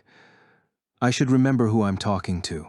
The blind girl was more than capable of answering questions that had not been asked yet. Her smile dimmed a little, and Cassie sighed. I haven't wasted the whole year doing nothing, you know. Apart from making sure that fallen grace is not conquered by the defilement, I also tried to learn as much as I could about the world. The tomb, I also tried to find the others, of course. Nephis leaned forward, a hint of excitement in her eyes. And the blind girl hesitated. I managed to determine their locations. Effie and Jet are together, Here it is. Suddenly, a small shadow fell on the platform, and a familiar crow landed on Cassie's shoulder. It stared at Sunny with an aggrieved expression, and then cawed loudly. Sani, Sani. It was Jet's crow echo. Staring at the bird with excitement, he asked, "They're here in Fallen Grace?" The crow suddenly looked crestfallen. It shook its beak slightly, then cawed sadly. Stuck. Both Sunny and Nephis looked at Cassie, worry apparent in their eyes. She sighed. They are alive and together, but they are caught in a dangerous zone of the Great River, unable to escape. I spent a lot of time trying to locate the exact coordinates of where they are marooned, but only succeeded after this echo found me. I would have tried to rescue them myself, but I am the only outsider left in Fallen Grace. I couldn't leave before you arrived. Sunny nodded, both relieved and concerned. It was good that Effie and Jet were together, and it was even better that Cassie had determined their exact location. The existence of the crow echo also proved that at least one of them was still alive. And yet, how could he not worry when he had just learned that they were stuck in some bizarre, hazardous zone of the Great River? Nephis inhaled deeply, then asked, "What about Kai and Mordret, Anvil's son?" The blind girl frowned. They are also together. However, their situation is worse. She lingered for a few moments and said darkly, "They are in Twilight." Sunny and Nephis glanced at each other, confused. He suppressed the impulse to touch the crown of Twilight and asked, "Twilight? The city of the Serpent King? Wasn't it destroyed?" Cassie remained silent for a while. Eventually she shrugged with uncertainty. "It is lost, but it is not destroyed. The legends say that it was devoured by time. I am not sure what it means. In fact, I am not sure about anything that has to do with King Daron and his people." Sunny raised an eyebrow. "Oh, why is that?" A deep frown appeared on the blind girl's face. She pursed her lips, then said hesitantly, "Everything about them is odd. They were not Riverborn, but they weren't refugees from the Dream Realm either. They appeared within the tomb much later than the Sybils and the Seekers, when the River People civilization had already been established and the defilement had already spread." Cassie lingered for a bit, and then added, "If not for the fact that they simply can't be from Earth, I would have said that they were challengers just like us, each and every one of them." Chapter 1361, Devoured by Time. Challengers just like us, each and every one of them. Sunny remained silent for a while, a complicated expression on his face. He was remembering the very beginning of the nightmare and the strange words the spell had spoken. 13,700,077 brave ones, welcome to the nightmare. Back then, he had been understandably stunned and confused. There was no explanation for that number, considering that there were not even 1,000,000 awakened in the waking world. The start of the nightmare had been abnormal in more than one way, though, and so he tentatively attributed these words to an error made by the spell. However, Sunny had never been truly convinced that the spell was even capable of being mistaken. So what if it had been correct? He slowly exhaled. "They are." Cassie turned her head slightly, confused. "How can it be?" Sunny lingered for a few moments, then shrugged. "I'm not sure, but I know for a fact that the people of Twilight were challengers. It is because we've met King Daron, Nephis and I. It was written in the description of the Crown of Twilight. Thus, the valiant king became a guide who guarded his people in their nightmares. That had been Daron's entire plan, to enter the tomb of Ariel so that a phantom of him would be conjured by the spell to guide his people when they challenged the nightmare. It had already seemed strange when Sunny first read the runes. However, back then, he had not met Ananke yet, and therefore had not learned that there were no nightmares in the ancient past of the Dream Realm. So where had the Serpent King and his people come from? "You've met the Serpent King." Cassie's voice trembled a little. Sunny and Nephis glanced at each other. and then briefly described their long journey into the past. With each sentence Sunny spoke, the story sounded more and more implausible.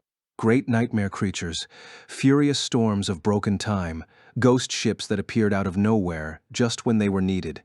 It was very much like the fairy tale of astonishing adventures that Ananke had told him, and yet it was all true, of course, because Sunny was the one telling it. And so, we repaired the ship as best we could and set sail in search of fallen grace. There were many battles on the way, but as you can see, we are both in one piece. He paused for a moment, and then added somberly, "None of the nightmare creatures we faced was as terrible as the Azure Serpent had been, though, as Daron of the Twilight Sea had been." Cassie frowned. "I've heard that Twilight had its own culture and was an independent city, not at all similar to the ones established by the Sibyls. I also heard that they were tremendously powerful and even laid siege to Verge at one point, which ended in disaster. Many of the Twilight people were outsiders, maybe even all of them, but challengers, where could they have come from?" Sunny slumped in his chair, thinking. Eventually he said with doubt, Maybe they came from the future of the waking world. Either that, or they were the last remnants of the Dream Realm humans from the time of extinction after the Doom War had ended. Seeds of nightmares should have first appeared sometime between when the Sibyls entered the tomb and when the spell infected our world. So maybe Daron ruled then during the twilight of human civilization in the aftermath of the war. Wasn't that also what the description of the Crown of Twilight said?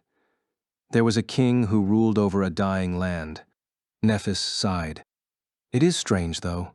If these people were indeed challengers, they would have entered the nightmare by taking someone's place. Were there 13 million humans inhabiting the Great River even? I doubt it. She lingered for a few moments, then added somberly, "There is one thing that concerns me much more, though, Cassie. You said that Twilight was not destroyed, but lost, devoured by time. None of us knows what it means exactly, but we do know that the Serpent King at least managed to escape. He was a demented beast when we met him, his soul consumed by corruption. So will we find millions of powerful nightmare creatures when we reach Twilight? Is that lost city an even bigger threat than Verge?" Sunny suddenly felt cold. As he considered her dreadful words, Cassie said in a cautious tone, "There is such a possibility. The inhabitants of Twilight can also be long dead. Lastly, there is also a possibility that we will find millions of powerful awakened warriors, not abominations, when we reach Twilight." He blinked. She's right. Twilight could turn out to be a dire threat. But it could also be hiding an army of allies they sorely needed to destroy Verge and conquer the nightmare. There was no point in guessing either way. Sunny sighed. "We'll find out when we get there. And we do need to get there. We can't leave Kai behind. We also need Mordred and his power to take on Verge, and his knowledge to eliminate the Soul Stealer." He looked at Nephis, then at Cassie.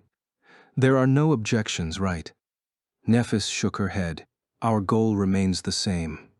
Gather the cohort and eliminate the first Seeker who is far downstream in the city of Verge, under the protection of the 6 plagues." She frowned slightly. "Although the task does seem too perilous, there has to be a way to accomplish it, or the spell wouldn't have sent us here. So we must be lacking some key piece of information or an important advantage. Still, Twilight might very well be the place where that secret is hidden." Sunny nodded. "So, we're in agreement then? Let's go fetch Effie and Jet first, then sail to Twilight to retrieve Kai and Mordred. When everyone is gathered and we had learned everything there is to learn, we'll attack Verge." Cassie remained silent for a few moments, then said quietly, "I agree, however. We must not forget one crucial detail."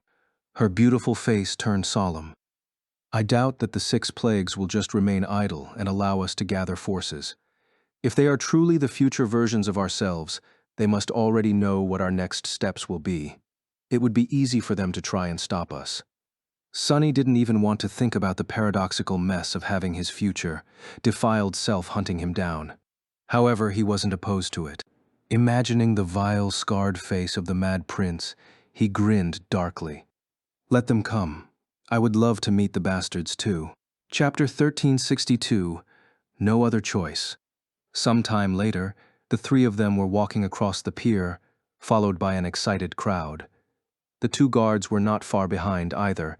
They never left Cassie's side. The golden chain was ringing softly with each step she took. The elderly citizens of Fallen Grace were overflowing with joy at the sight of their young and beautiful priestess, though seemingly oblivious to the ominous meaning behind the golden shackles. The news of the arrival of two outsiders had spread throughout the city as well. The mood was festive. Sunny studied their faces through the shadows, then turned to Cassie and said silently, "You seem to be very popular. They absolutely adore you." A faint smile appeared on her face. "It's Dusk, not me. And how could they not? She was a wise and benevolent ruler, not to mention a champion of the city. It was because of the Sibyls that the river people could defend themselves against the defilement. Most importantly, I am both the most powerful awakened and the only outsider left in Fallen Grace. If they lose their faith in me, and their love for me, then all they'll have left will be despair." She let out a wistful sigh. "They only love me because they have no other choice."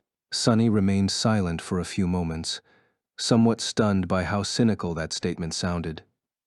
It bothered him a great deal for some reason. Then he shook his head. "Still, you must have done a lot to earn their trust. Surviving a year in the third nightmare could not have been easy, especially alone." He had already seen Fallen Grace and its people. They were not the kind of force he had hoped to find. And while Cassie had not gone into detail when describing her attempts to defend the city against the attacking Defiled, it was easy to surmise that protecting it was more of a burden than a boon. Her days must have been filled with countless battles and narrow victories. It was a miracle that Fallen Grace still stood. She smiled. "Ah, well, yes. After the initial chaos, I led the remaining warriors into battle many times and killed many abominations. It was indeed not easy, but I wasn't really alone." Cassie gestured to the crowd following them at a respectful distance, as well as at the two silent guards. "The people of Fallen Grace might have grown weak, but they are valiant and brave. I also had several echoes to assist me." Right. Neff had once brought back a powerful echo from the Nightmare Desert, a fallen demon with 6 arms. That echo had been given to one of the firekeepers before his cohorts challenged a seed of nightmare. She would have arranged for a powerful bodyguard or two for Cassie as well. Sunny tilted his head. "How strong are your echoes exactly?" The blind girl remained silent for a moment. "You already know the quiet dancer. Her power is augmented by a special memory I received from Valor, albeit not by much. There is also an artificial echo Neff procured for me from the clan as well, equal in power to a fallen monster. And there is an echo I earned here in the tomb of Ariel myself, a transcendent beast of sorts." He raised an eyebrow. "Of sorts?" Cassie let out a quiet sigh. "It's the echo of the senior Sibyl I killed. I try not to summon her where the citizens of Fallen Grace can see." Sunny flinched a little. After a few moments of silence, Nephis suddenly spoke, her voice even. "You alone should be enough to deal with 2 masters. With a transcendent echo, those guards of yours stand no chance whatsoever. What is the point of them following you around?" Cassie smiled sadly. "Yes, there's no real point. I can easily kill them, and I can easily break out of these chains. They know it perfectly well, but they are loyal and devoted to their duty, and so I remain in chains out of respect for their devotion. Isn't it sad? The fact that I am only guarded by 2 masters should tell you everything you need to know about how desperate Fallen Grace's situation is. Unless we act, it will be swallowed by the defilement soon enough." Sunny sighed, trying to imagine what had happened to the real Fallen Grace and real Dusk. He knew that the last Sibyl had been buried at sea, her body eventually becoming the vessel of a corrupted terror. The existence of the terror of LO-49 was proof that the civilization of the Great River had met a sorrowful end, and it would meet it again if they failed to conquer the nightmare. Just then, they reached the end of the pier and walked across a wooden plank to the deck of the ghostly ship. The crowd stayed back, with only the 2 guards following them aboard the ancient vessel. Cassie froze, lowering her hands and staring into nothingness with her beautiful blue eyes. After a while, she said softly, "Sunny, can you look at the sacred tree?" He did as he was told, belatedly realizing that the blind girl must have used her ascended ability to share his perception. Although he didn't feel anything, it also felt strangely violating.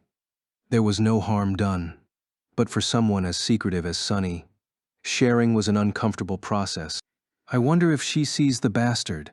He threw a furtive glance at the Sin of Solace, who stood motionlessly below the tree and suppressed his discomfort. They walked around the ship for a while, allowing Cassie to study both its exterior and interior. She was the person who knew the true chainbreaker best, after all, so they needed her judgment to rid themselves of doubt. Eventually, the blind girl stopped near the sacred tree and gently placed her palm on the white bark. After a few moments of silence, she sighed and turned to them. "It's the chainbreaker, I'm certain." Sunny and Nephis grew somber. They had suspected as much, of course, but still, a slight hope that it was merely a similar vessel still lived in their hearts. Now it was utterly extinguished. Cassie pointed here and there, describing her findings. The essence channels are severely damaged, but their shape is unmistakable. I repaired them myself once after all, so I know every small detail of how Noctis had carved new enchantments into the older ones created by the fire hunters. It's his ship, our ship. There are many differences, but the core is the same. Sunny grimaced. But how the hell can it be here? And how did we end up finding it? The blind girl hesitated, then somberly shook her head. That I cannot answer. He closed his eyes, then rubbed his face tiredly. What the hell is going on? What the hell has been going on from the start of this damned nightmare? There are too many unexplainable things. Sunny's tolerance for mysteries was at its limits. Cassie lingered for a few moments, then suddenly spoke. I can tell you one thing, though. Both Sunny and Nephis looked at her, waiting. She pointed to the deck below her feet and smiled. I think I can repair the enchantments again. If you give me some time, the chainbreaker will be able to fly once more. Chapter 1363, The Shadow, the Star, and the Oracle. The news that the chainbreaker could be restored to its former future. Glory was a welcome one. However, it was going to take time for Cassie to repair it. They were also going to need a lot of materials, as well as plenty of help from the locals of Fallen Grace. There were experienced shipbuilders among them.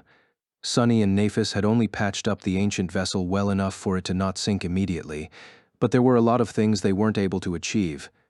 Now the situation was different. Just repairing the hull and the decks was going to take a few weeks. After that part was done, more intricate work would start. Cassie was going to have to restore the runic pathways that made the enchantments of the flying ship work. That sounded like a lot of time. Sunny and Nephis knew that an entire year had already passed within the tomb of Ariel since the start of the nightmare, and yet they felt uneasy wasting even a single day. The members of the cohort were somewhere out there, after all, their situations unknown. Perhaps they were in desperate need of help. In the end, the three of them decided not to postpone their departure too much. Sunny and Nephis needed to rest, and the chainbreaker had to receive urgent repairs. But since Cassie would be able to work on the enchantments alone, they were going to leave Fallen Grace as soon as the work on the damaged portions of the hull was finished, which left them with maybe 2 weeks of peaceful time to recover and prepare themselves. Looking at the crimson blaze of dusk from the window of Cassie's private chambers, Sunny sighed. The sky was a painting of beautiful red, and the great river was like a sea of burning blood. The city below them was like a snowflower. Are you going to be all right, leaving Fallen Grace behind? Turning away from the window, he looked at the blind girl. She was brewing tea, seemingly not at all inconvenienced by her golden shackles. Nephis was nearby too, studying the murals on the wall. Cassie softly shook her head. I did get attached to these people. But what we are doing is for their sake as well. If we don't strike at Verge, there is no future left for the river people. In a few years or decades at most, they will be gone. If they were the real river people, of course, as far as humans of the waking world knew, the world of the nightmare would cease to exist as soon as the seed was conquered. But it was hard to make the distinction. Sunny had never been able to, at least. He walked over to the table and sat down. Do they understand that? Will they let you go? The 2 guards were standing just outside the door. Even though he could not see them, he could feel their shadows. Cassie lingered for a few moments, pouring the tea into beautiful ceramic cups. They will. I'll explain it well, don't worry. Come, let's have some tea. Nephis pulled her attention away from the murals and joined them at the table. Her face was calm and composed. Raising her cup, she hesitated for a bit, then said in an even tone, I haven't had a chance to say it, but I missed you too, and I'm glad that we found each other too. She looked at Cassie, then at Sunny. Her gaze lingered on his face for a few extra moments. Then, Nephis took a sip of the fragrant amber liquid and smiled faintly. It's like the good old times. Sunny was considering saying something heartfelt as well, but then surrendered to the embarrassment of showing his true feelings and pretended to choke on his tea instead. Good? Which times exactly are you calling good? The time when I got skewered by a carapace centurion, or when that damned tree mesmerized us? Or when we were attacked by that depth dweller while crossing the dark sea at night? Nephis remained silent for a few moments, then nodded. Yes. He stared. If that's her idea of a good time, I'll be damned. That actually explains a lot. Sunny felt sorry for the guy who would take Changing Star on a date one day. As he did, the sin of Solace laughed derisively. Self-pity, huh? Shut the hell up. He threw an angry glance at the sword wraith, then shook his head. Who was he kidding? Sunny had felt nostalgic about the simple days of surviving on the forgotten shore many times. The hell of it had also been like a dark paradise for him. Looking through a shadow, he studied the three of them, Nephis, Cassie, and himself. Gods. Each one of them had changed so much.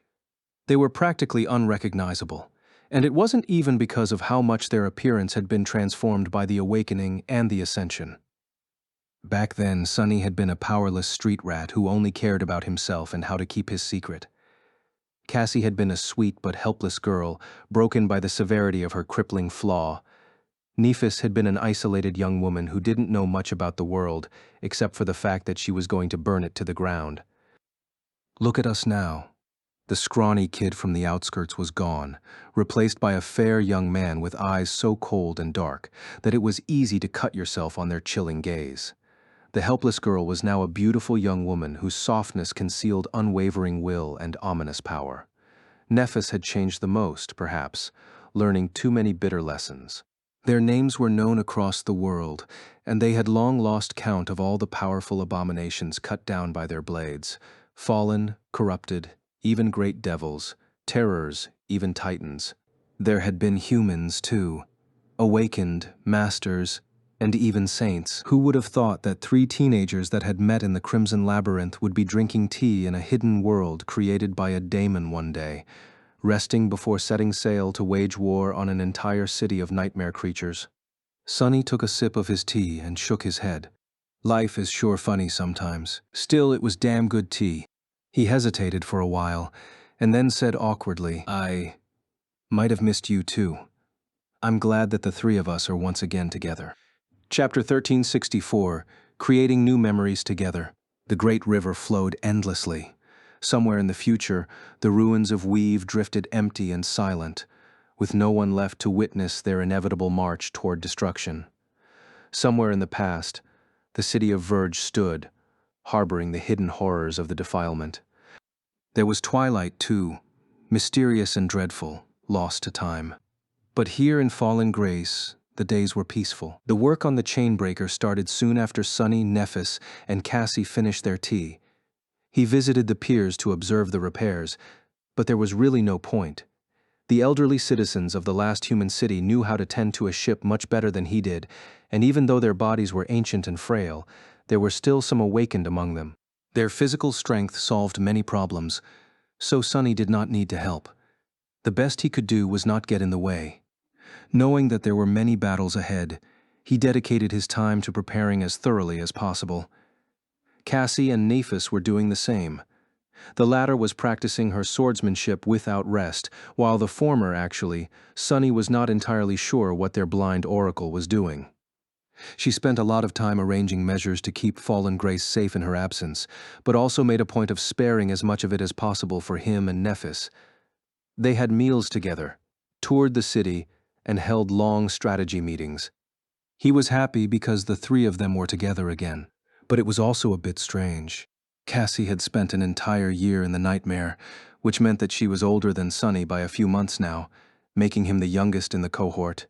He had treated her as a little sister once, at the start of it all, so it felt odd to suddenly be the one who was younger. But then again, age was such an abstract thing, especially so for the awakened. Sunny himself had spent an unknown length of time in the dream prison created by Nightmare. Even though he had forgotten most of that cruel trial, his soul still remembered its scars. Speaking of Nightmare, the Dark Destroyer was his main priority for now. Sunny had been unsure that he would be able to create enough memories to help his steed ascend before departure from Fallen Grace, but he was pleasantly surprised to have been mistaken. There were two main reasons for that. The first one was that Cassie had opened the treasury of the temple to supply him with the few soul shards he lacked. The second one was the Crown of Twilight. Its legacy of Twilight enchantment greatly enhanced the rate with which Sunny regenerated essence at dawn and dusk. Here in Fallen Grace, though, dusk lasted for nearly the entire day, interrupted only by a brief and fleeting night. As a result, his reserves of essence had become nearly inexhaustible, which was a good thing for more than one reason. The three of them were destined to visit the lost city of the Serpent King, after all. Twilight was situated at the opposite edge of the great river, where it was almost always dawn. Sunny was certain that having a boundless amount of essence at his disposal would come in handy, no matter what dangers they were going to face there. For now, he concentrated on weaving memories to feed Nightmare above all else. The counter of shadow fragments was rising with each day. So was the counter of nightmares the tenebrous steed had subjugated at a speed much greater than ever before. Maybe because of the nature of the tomb of Ariel, but much more importantly, because of the river people. In the waking world, his shadow had very few ways of collecting nightmares. It was because the dreams of mundane humans were powerless, while awakened never dreamed. It was only masters and abominations that could supply his shadow with suitable dreams to subjugate. But awakened of the dream realm, and therefore the river people of the tomb of Ariel, were different from those infected by the spell. Their souls did not travel between worlds when they slept, and so Nightmare could invade their dreams and conquer their fears. As a result, the citizens of Fallen Grace enjoyed strangely blissful sleep during these days, while his shadow received plenty of nightmares to add to his swarm. At this rate, Sunny did not know what would happen first, the Black Steed's ascension or return to full power as a terror. He worked tirelessly to weave more rudimentary memories and do it faster. One after another they were completed, and then, finally, Sunny weaved the last of them. The date of their departure was already drawing near when he did. Hidden in the spacious chambers Cassie had arranged for him within the temple, Sunny slowly dismissed his 4 shadow arms and put Weaver's needle down. Left in his human hand was a beautiful nacre ornament. What made it look so tantalizing was not the colorful sheen, though, but the ethereal weave hiding behind it. It's done. Sunny exhaled slowly, then dismissed the ornament and stretched. I did it. He felt both tired and exhilarated. Nightmare only needed one more transcendent memory to reach ascension, and now, that memory was complete. Standing up, Sunny looked at the crimson sky beyond the window. The night had already passed, which meant that his shadow should have returned to its post. These days, the Black Steed was usually hiding in the shadows near where the chainbreaker was being repaired, guarding the workers on his orders. I better go visit him right now, then. As Sunny contemplated how much stronger Nightmare would become as an ascended terror, a swift shadow fell from the sky and landed on the windowsill. It was Jet's crow. The small bird jumped a couple of times, then stared at him angrily and cawed. Stuck, stuck, he sighed. I know, Crow, Crow. We'll go get your master soon. Hey, I want to see her too. Just wait for a few more days. The echo had been hanging around him a lot, perhaps out of familiarity. Whenever Sunny was tired from weaving, he would study the small avian creature and try to appease its impatience. Suddenly, a smile appeared on his lips. But first, do you want to come find Nightmare with me? The bird tilted its head and stared at him with its round eyes. Then, it opened its beak and cawed. Horse, horse, Sunny chuckled. Yes, the horse. Come on. Let's try it again. With that, he dissolved into darkness and manifested himself back into tangible form. This time, Sunny did not recreate his own appearance, instead shaping himself into an entirely different and smaller creature. A few moments later, two crows, one black, the other even darker, as if made of shadows, flew into the crimson sky. Chapter 1365, The Sound of His Wings. Sunny was flying through the crimson sky above fallen Grace. His black feathers were moving slightly in the wind, and his wings rose and fell with a relaxed cadence. His flight was somewhat awkward, but he did not plummet to the ground, at least like the previous time. He had, of course, assumed the form of a crow. After mastering the fourth step of shadow dance, learning a new form had become much easier for him. So, he had spent the last 2 weeks doing just that, teaching himself how to become a crow. Sunny was already confident on land and had the sea serpent form to protect himself in the water. Only the skies were left unconquered. Granted, he was not going to win a battle as a small bird, but he had to start somewhere. The idea of trying to assume the form of Jet's echo had entered his mind when he was resting after a long and tedious bout of weaving. Yes, Sunny had plenty of essence and more than enough soul shards to accomplish his goal, but even his patience was not limitless.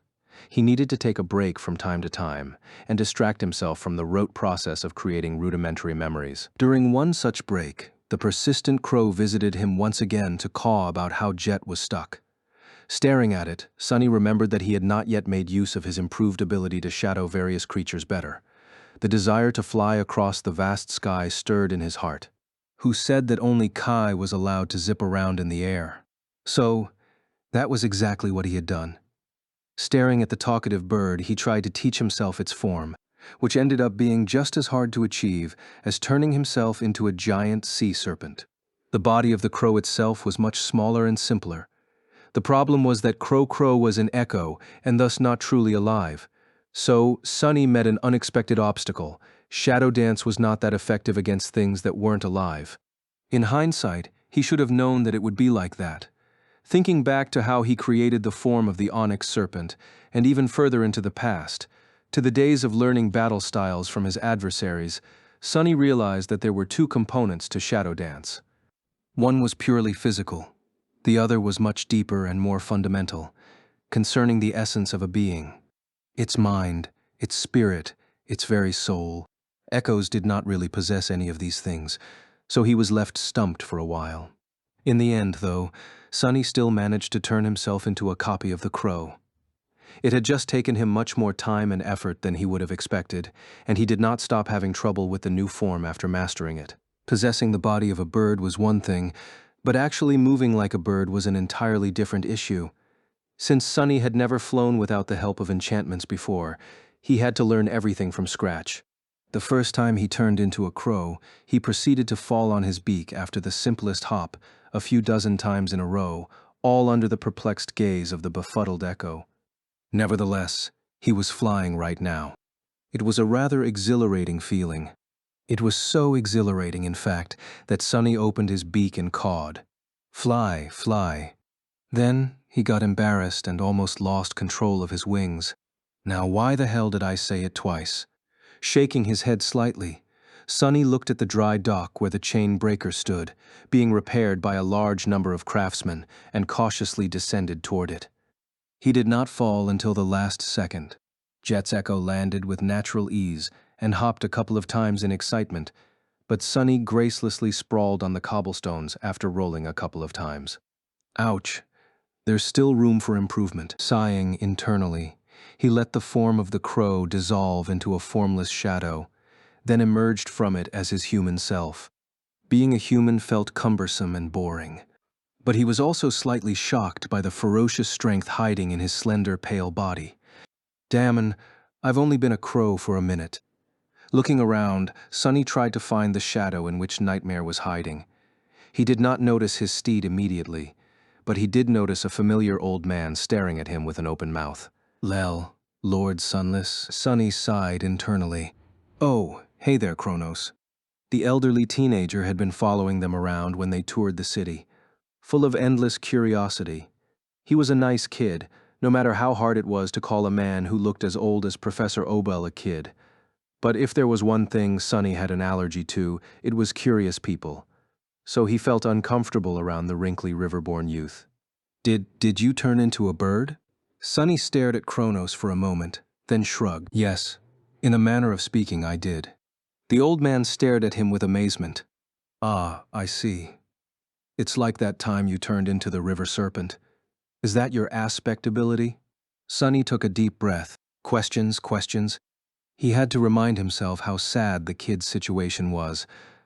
Not even because Kronos had turned into an old man before becoming an adult, but because he was starved for excitement and interesting things. His whole life was limited to a city that would have been considered tiny in the waking world. And worse than that, that city was the last one there was, with not even news of distant events ever reaching it. Of course, he was endlessly excited by the two unexpected visitors. Sonny remained silent for a moment. To be precise, it's the result of combining all my aspect abilities to create a kind of battle art. Kronos nodded a couple of times, showing that he understood, and said thoughtfully, "Oh, I have no idea what you mean, Lord Sunless." Then he smiled. "Are you here to check on your ship?" The crow echo looked at the young man with disdain and flapped its wings impatiently. "Horse, horse," Sonny nodded. "No, I'm here to feed my horse." Chapter 1366, Terror of the Earth. The crow hopped on Sonny's shoulder, and they headed toward where Nightmare was hiding. Kronos annoyingly followed them with an excited smile. That said, Sonny couldn't remain annoyed for long because of the worshipful gaze the old man was giving him. "Lord Sunless, if I may ask." He rolled his eyes and sighed. "What?" Kronos hesitated for a moment.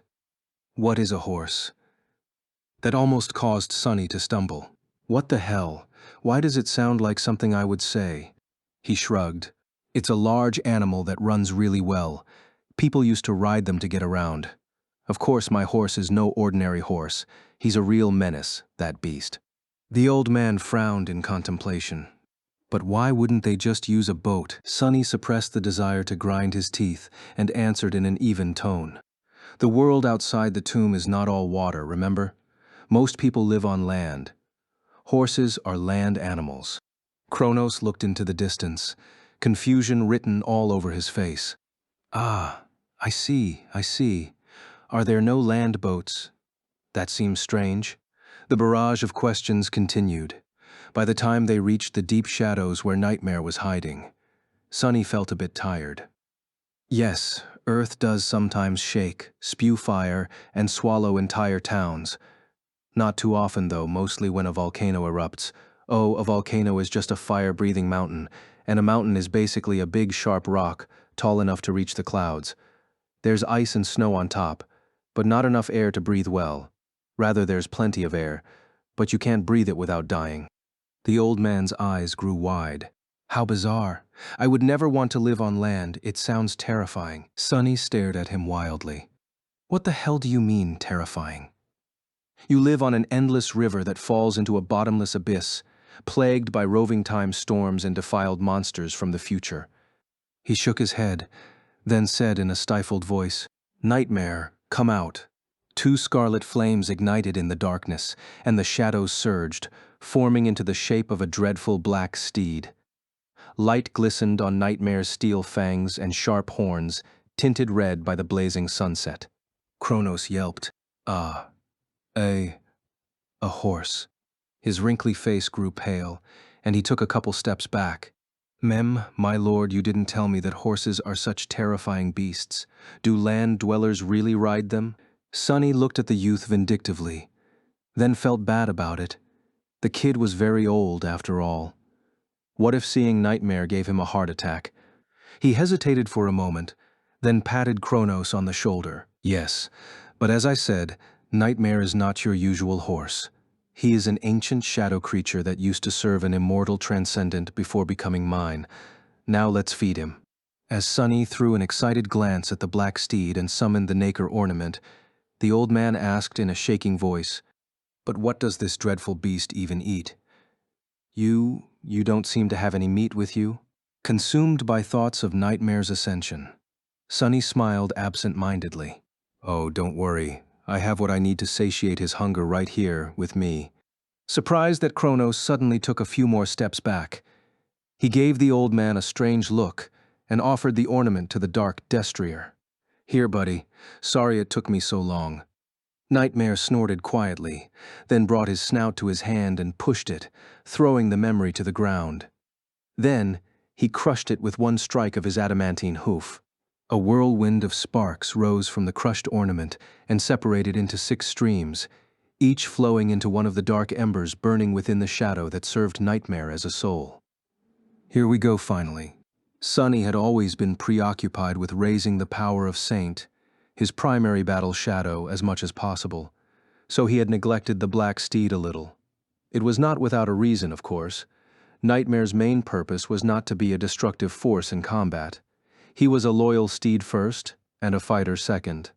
The utility he offered Sunny was much more valuable than an additional combatant would be. Still, this moment had been a long time coming. As the streams of sparks were absorbed into the darkness hiding inside Nightmare, his silhouette suddenly grew vague. Then, the destrier disappeared.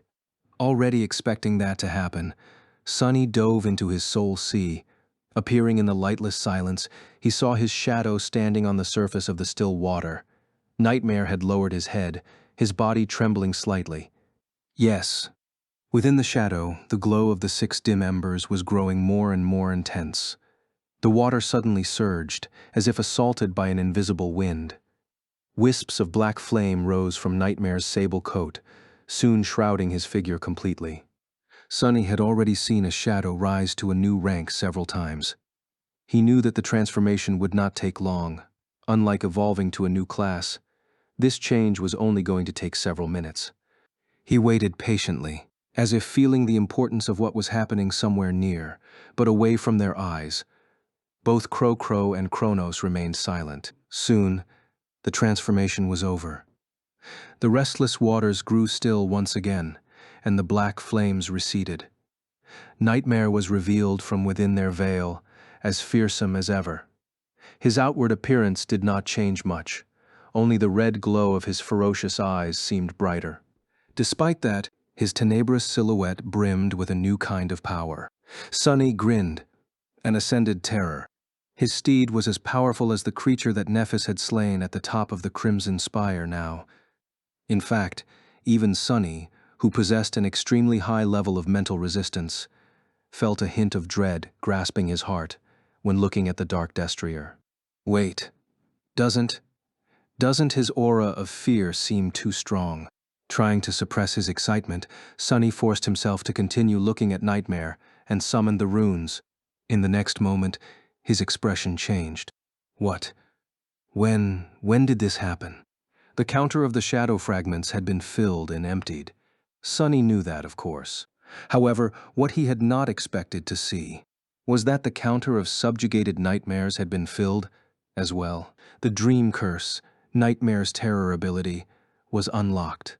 Standing near Sunny, Kronos and the Crow Echo exchanged a confused look. Why did Lord Sunless seem so excited? The small bird tilted its head knowingly and cawed with a sense of superiority. Horse. Chapter 1367. Dream Curse. The runes shimmered in the darkness, surrounded by still silence. Hypnotized by them, Sunny read greedily, Shadow Nightmare. Shadow rank, Ascended. Shadow class, Terror. Shadow fragments, 0/300. He had known what to expect, but seeing the word Ascended still filled him with excitement. At any other time, Sunny would have lingered, enjoying the view of the changed runes, but he was much more interested in something else right now.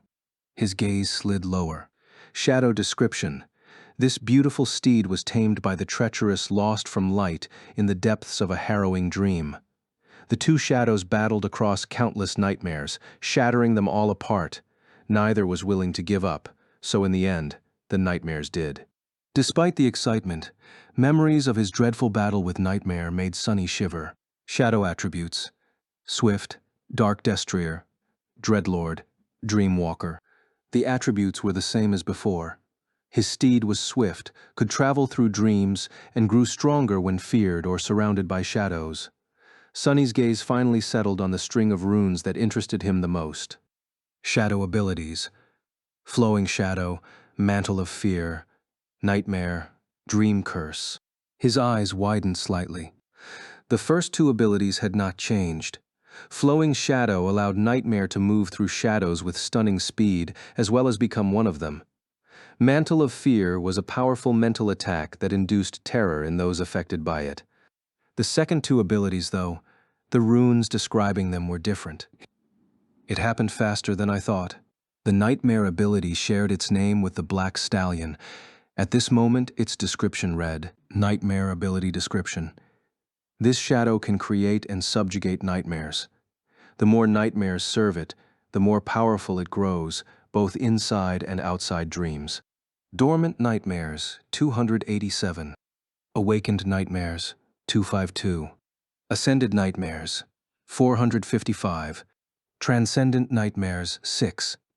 Sunny's eyes glinted darkly. It's 1,000. Not only had nightmares subjugated enough dreadful dreams to unlock his terror ability, but due to the nature of the carriers of the nightmare spell, most of these dreams were also much more powerful than expected, to the point where his rise in rank did not make them obsolete. The Black Stallion had even managed to find and defeat 6 nightmares belonging to saints, or maybe corrupted abominations. Each and every one of the subjugated nightmares added a little to his power, just like absorbing shadow fragments did. Much more importantly, the last few runes, which had been lightless before, were finally glowing with ethereal light. After accumulating an army of 1,000 nightmares, his shadow was finally a true terror once again. Trying to calm his wildly beating heart, Sunny concentrated on the newly awakened runes and read the description. Dream Curse Ability Description. This shadow is a master of a lesser dream domain. It is capable of lulling living beings to sleep and imprisoning their souls in a labyrinth of nightmares. The souls destroyed within the nightmare maze feed the shadow. The more powerful the shadow grows, the faster and further the dream curse spreads. Sunny stared at the runes, suddenly chilled to the bone. How curious. He was shaken so much that he uttered those words aloud. Curious? What are you referring to, Lord Sunless? Did your horse not like the food? It smashed it with a hoof. I'm sorry to say this, my lord, but you might not know what beasts like to eat. That was a shell ornament, after all. Who would want to eat a piece of shell? You should try fish next time. Sunny lingered for a moment, then turned his head and stared at Kronos wordlessly. The old man trembled. Right. He's still here, leaving the soul sea. He concentrated fully on the real world and said evenly, I was referring to how similar an ability of my steed is to some other things. He did like the food. It was much more preferable than fish. Kronos looked at him with doubt, but Sunny ignored the youth and turned away. Maze of nightmares. It was truly an insidious and dreadful ability, one worthy of a terror. Sunny could easily imagine the dream curse slowly spreading to swallow this entire city, people falling asleep one after another, until there was no one left awake. All of them dying, their souls devoured by the hungry shadow. He could also imagine the horror of their death. Sunny had experienced the dream maze himself, after all. What would have happened if he had broken down and given up? His soul would have been torn apart by the torment of endless nightmares, and his body would have turned into a hollow husk. The most frightening part of it all was the measure of control Nightmare had over the dream labyrinth, and the fact that the more his victims were terrified by it, the stronger he would be. There was a limit to the power of the dream curse.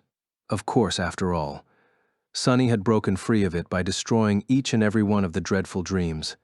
It had not spread to all the Kingdom of Hope either, because its reach was limited by Nightmare's own strength as an awakened terror. The dreadful steed could only influence one castle and its surroundings. As an ascended terror, though, that reach would have become greater.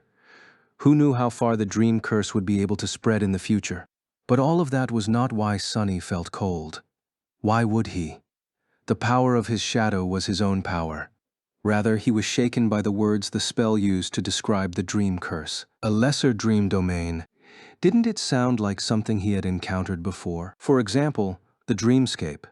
A vast illusion maintained by the aspect of a certain saint, where countless people could combat each other without the risk of injury. Awakened used the public arenas for training, But there were private ones established for the government forces and the legacy clans as well. There was even a version for mundane humans to enjoy. Was Dreamscape a type of lesser dream domain as well? That would certainly make sense. There was another similar example, though. Sunny trembled. There was the spell and its nightmares. There was the dream realm itself. If there were lesser dream domains, there had to be greater ones, too, as well as those above them. If so, the souls destroyed within his shadow's dream maze were consumed, making the shadow stronger. What happened to the souls of those who died within nightmares? Of those who died in the dream realm? Of those infected by the spell? Was the spell feeding on the souls of everyone who carried it, and on the souls of everything those who carried it killed? The thought was terrifying, but still, it would make sense. Sunny lowered his gaze and stared at the fabric of Ananke's mantle. When an awakened conjured a memory, the memory was manifested from their soul essence. What were the worlds within nightmares manifested from? He turned his head and observed fallen grace. Finally, his gaze settled on Kronos. And when the nightmare was over, where did all the souls conjured into it by the spell go? Sunny had never seriously considered how the spell operated, simply because it was so powerful as to seem omnipotent. If one assumed something to be omnipotent, they would not question how it worked, simply because its workings were beyond the realms of logic and reason. However, now, for the first time, he was starting to question if the spell was truly free from the laws that governed the rest of mundane things. Perhaps its scale was just so great that mere mortals like him were not capable of perceiving it. Or maybe he was wrong, and there was nothing in common between the principles of the dream curse and the spell. In any case, instead of thinking about things that are beyond my understanding, I should concentrate on what is in front of me, my ascended terror of a steed and the curse he commands. It will surely be of help in this cursed tomb, especially since there's a mad bastard around who is fond of visiting other people's dreams. Chapter 1368, Setting Sail. Not long after the Black Stallion's ascension, the day of their departure arrived. The weeks they had spent in Fallen Grace flew by fast, so fast, in fact, that Sunny was sad that they had felt so short. It was nice, spending time with Nephis and Cassie again. Back in the waking world, there had always been invisible walls between them. The great clans, the war, the complicated feelings of the past, the dark promises of the future. But nightmares had a way of simplifying things. All of these matters had been made small and insignificant by the dire necessity to conquer the seed, and so Sunny found himself enjoying the feeling of closeness he had not felt in a long time. It was funny, really ever since becoming a sleeper. He had been told over and over again how dreadful and deadly third nightmares were. And there was truth to these rumors, of course, after all.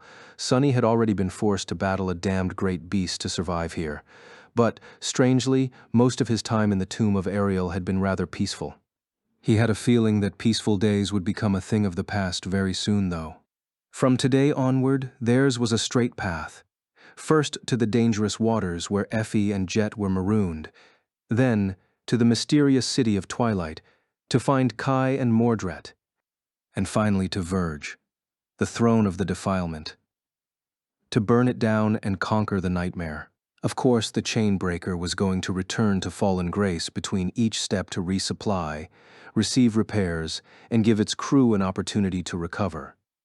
But those stops would be brief and far between. For the remainder of the nightmare, Sunny and his companions would be going from one dire battle to another. Looking at the dreamlike view of the last city of the river people from the height of the temple's tower, Sunny sighed and looked at Cassie and Nephis. The suns had just risen, and the whole world was drowned in countless shades of red. Illuminated by the crimson blaze, both of them looked solemn and ready. He lingered for a moment, then asked, "Is it time?" Cassie nodded slowly. "It's time. Let's go." Together they descended from the tower, passed the grand hall of the temple, and walked outside. The blind girl's guards were following them from behind, just like always, but today many more people had come to bid their Sibyl farewell. Soldiers, artisans, and citizens of all kinds. Thousands of gaunt old men and women were crowding the streets, looking at the beautiful young woman with golden shackles wrapped around her wrists. Their frail figures and wrinkly faces were like a sea. Their eyes, Sunny did not know how to describe the emotion that shone in them. Was it pride, sorrow, fear, love, guilt, or all of it fused together?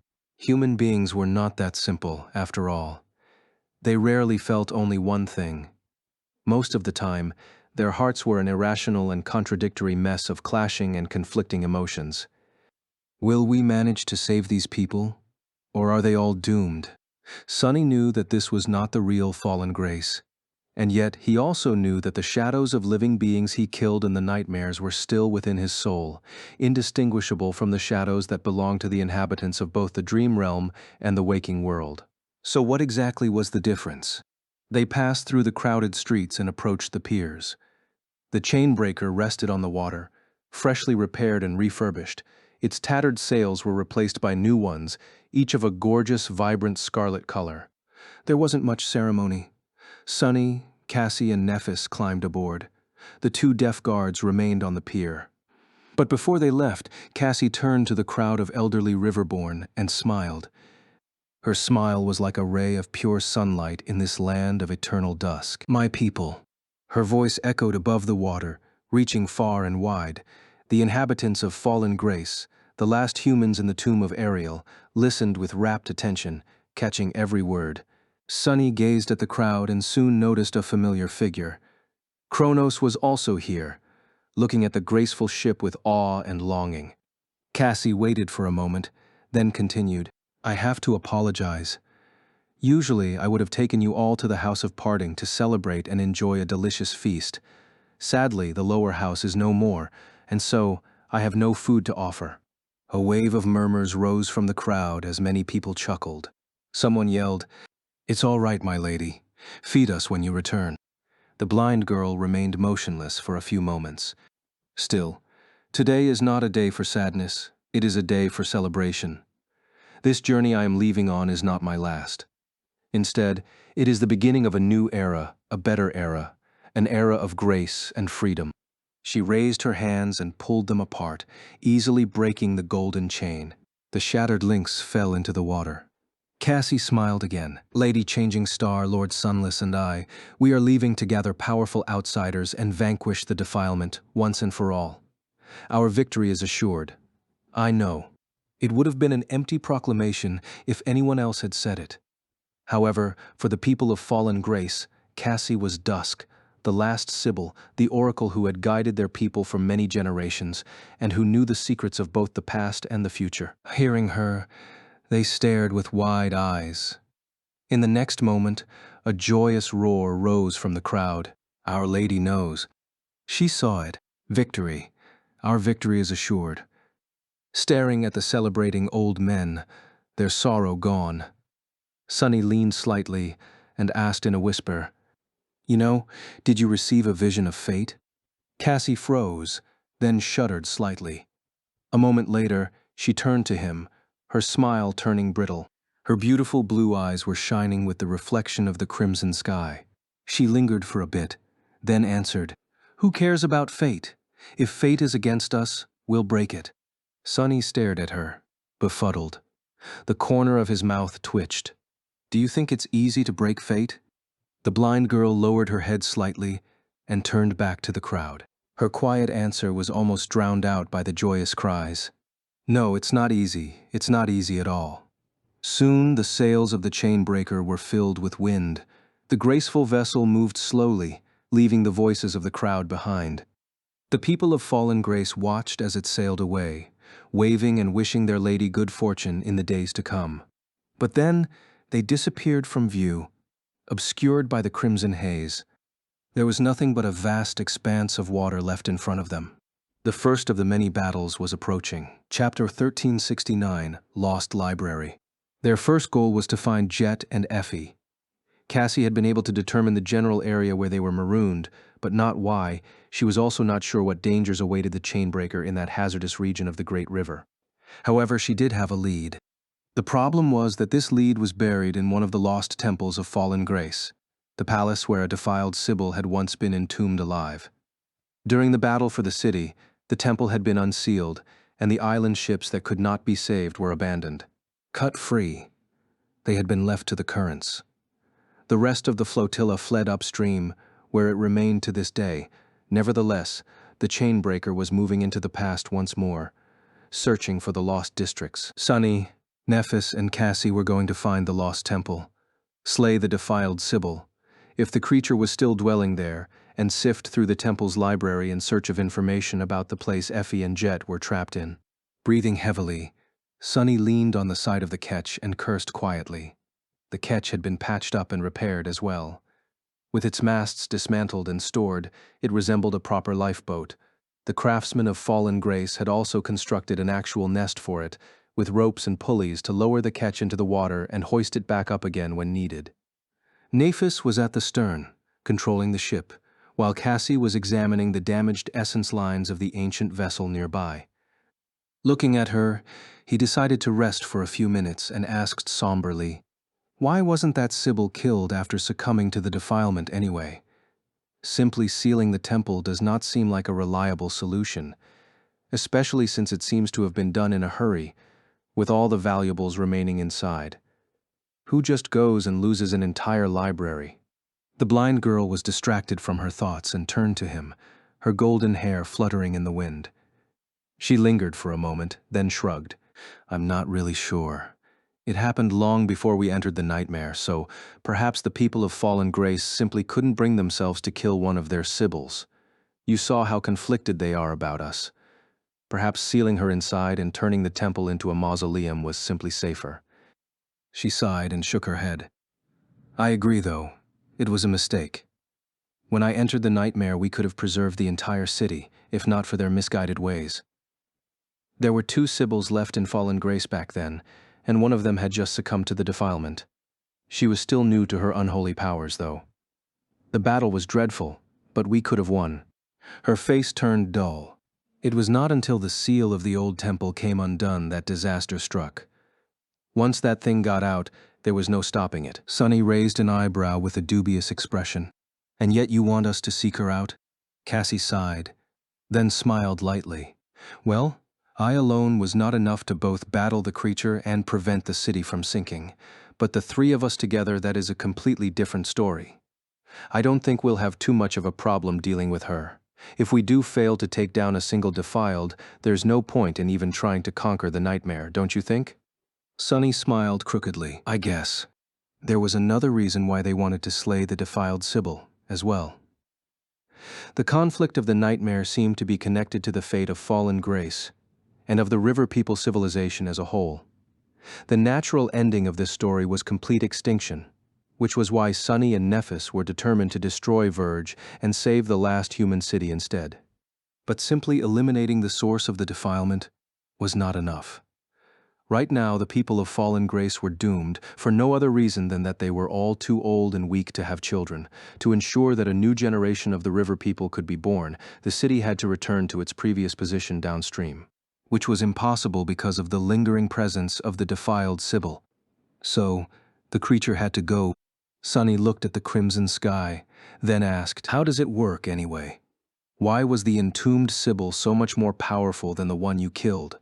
Cassie remained silent for a bit before answering. Simple, really. All the nightmare creatures we met before entering the tomb had been corrupted countless years ago. There was barely a trace of their previous selves left. Corruption is a gradual process, as it turns out. The Sibyl I killed had not been an abomination for more than a week. She was still mostly human.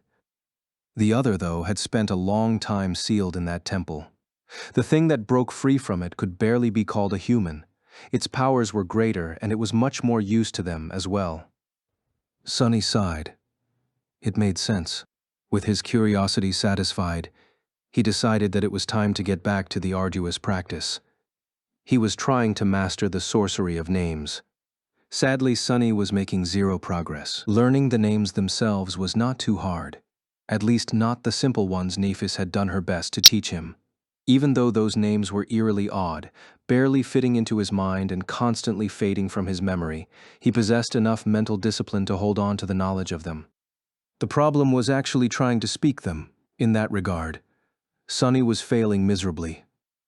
It was, as Ananke had said, people needed an innate talent to master the words, and it seemed that he severely lacked it. Curse it. Perhaps Sunny was being greedy by wishing to learn an entire new system of sorcery, but he still wanted to master the fundamentals of shaping.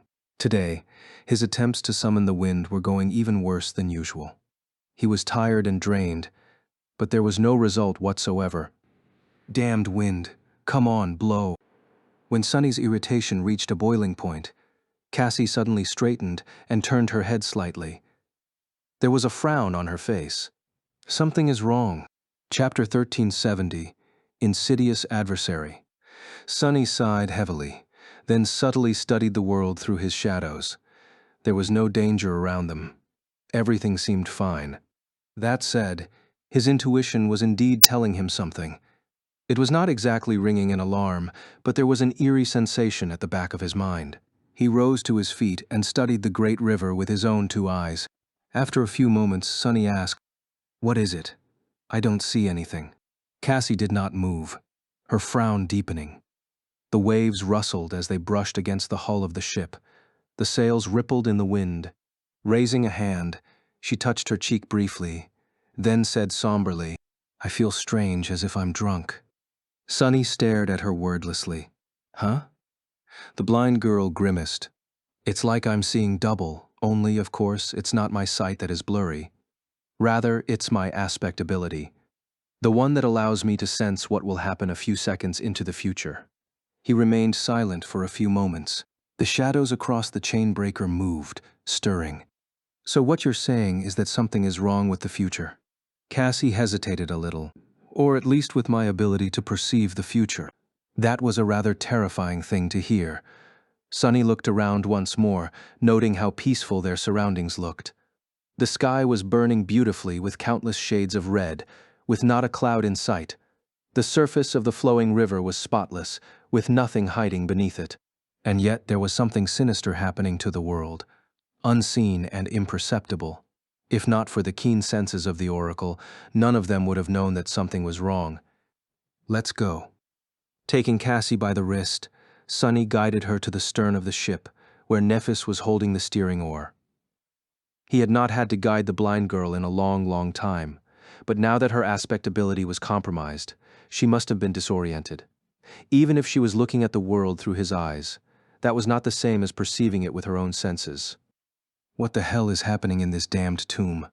Soon, they arrived at the runic circle and told Nephis the news. She remained silent for a while, looking forward with a somber expression. After a while, Neph nodded. "I see. I felt that something was wrong too." Sunny tilted his head a little. How? Even his faint premonition had only appeared because of his tenuous affinity to fate, which had been enhanced by Weaver's lineage. Sunny usually called these vague feelings his intuition, but it was not exactly a sixth sense. It was actually a rudimentary ability to feel the tremors of the strings of fate. What allowed Nephis to feel the wrongness then? She pointed to the sky. "It's the suns. I'm responsible for steering the ship, so I keep an eye on them for navigation. There's something strange happening, though for the last hour or so, our course has been changing slightly. It's like we are being pulled towards something, but if we are, I don't know how. I don't think there are any forces exerting pressure on the ship or the current." Sunny suddenly had a very, very bad premonition. His face turned grim. They were on a hunt for a defiled Sibyl, and Cassie's perception of the future was suddenly behaving strangely.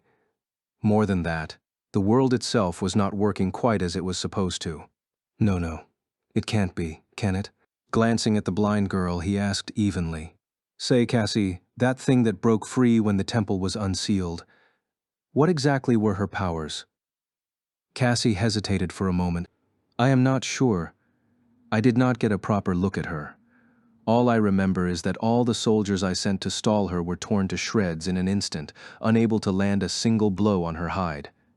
Arrows and magic projectiles missed, enchantments failed. She was too dreadful of a creature for us to handle, especially while fighting the other Sibyl." Her beautiful blue eyes glistened. "As soon as the second Sibyl died, I ordered everyone to retreat and disconnect the entire section of the city where the creature was raging. That was how we lost half of Fallen Grace." Sunny inhaled deeply. But all the Sibyls had powers related to revelations, right? And revelations are a manifestation of extreme affinity to fate. That Sibyl was capable of sensing the future before becoming corrupted. He gritted his teeth and shared a wild suspicion that was making him incredibly wary. So is it possible that the abomination is now capable of affecting the future? Nephis looked at him strangely. What do you mean? He shrugged. Let's say there's an ancient Sibyl, a transcendent outsider who comes from the time before the Doom War. She becomes defiled and turns into a nightmare creature, then gets buried alive for countless years. In the end, she breaks free of her mausoleum and devours half a city's worth of human souls. Sonny shook his head. And then, we three go searching for her. And just at that moment, Cassie's ability to perceive the future starts behaving weirdly, while our ship is inexplicably moving in a direction that it's not supposed to be moving. Wouldn't you say that it's quite possible that this primordial horror of a defiled abomination is more than likely to possess powers that have to do with affecting the flow of time, or at least the probability of things happening? Cassie and Nephis paled a little. After a while, the blind girl asked, That sounds too fantastical to be true. A power to change probability? Even if she is a tremendously powerful, corrupted abomination of unknown class, that's a bit too much, don't you think? Sonny shrugged. No, I don't. Too fantastical. We are inside a huge pyramid, sailing on an endless river that flows through time, suspended in the middle of a bottomless abyss. Oh, and it's all made from the corpse of an unholy titan. I don't think that there can even be something too fantastical anymore. He grimaced, then added in a stifled tone, As for how unimaginable a power that affects probability would be, aren't you forgetting something? I've been suffering from a similar kind of thing since before I became a sleeper. Only, in my case, it's not me who is affecting probability, rather improbable things have a way of pulling me toward them. In any case, the result is the same. The three of them remained silent for a few moments. Then, Nephis said calmly, So what? Sonny blinked. So what?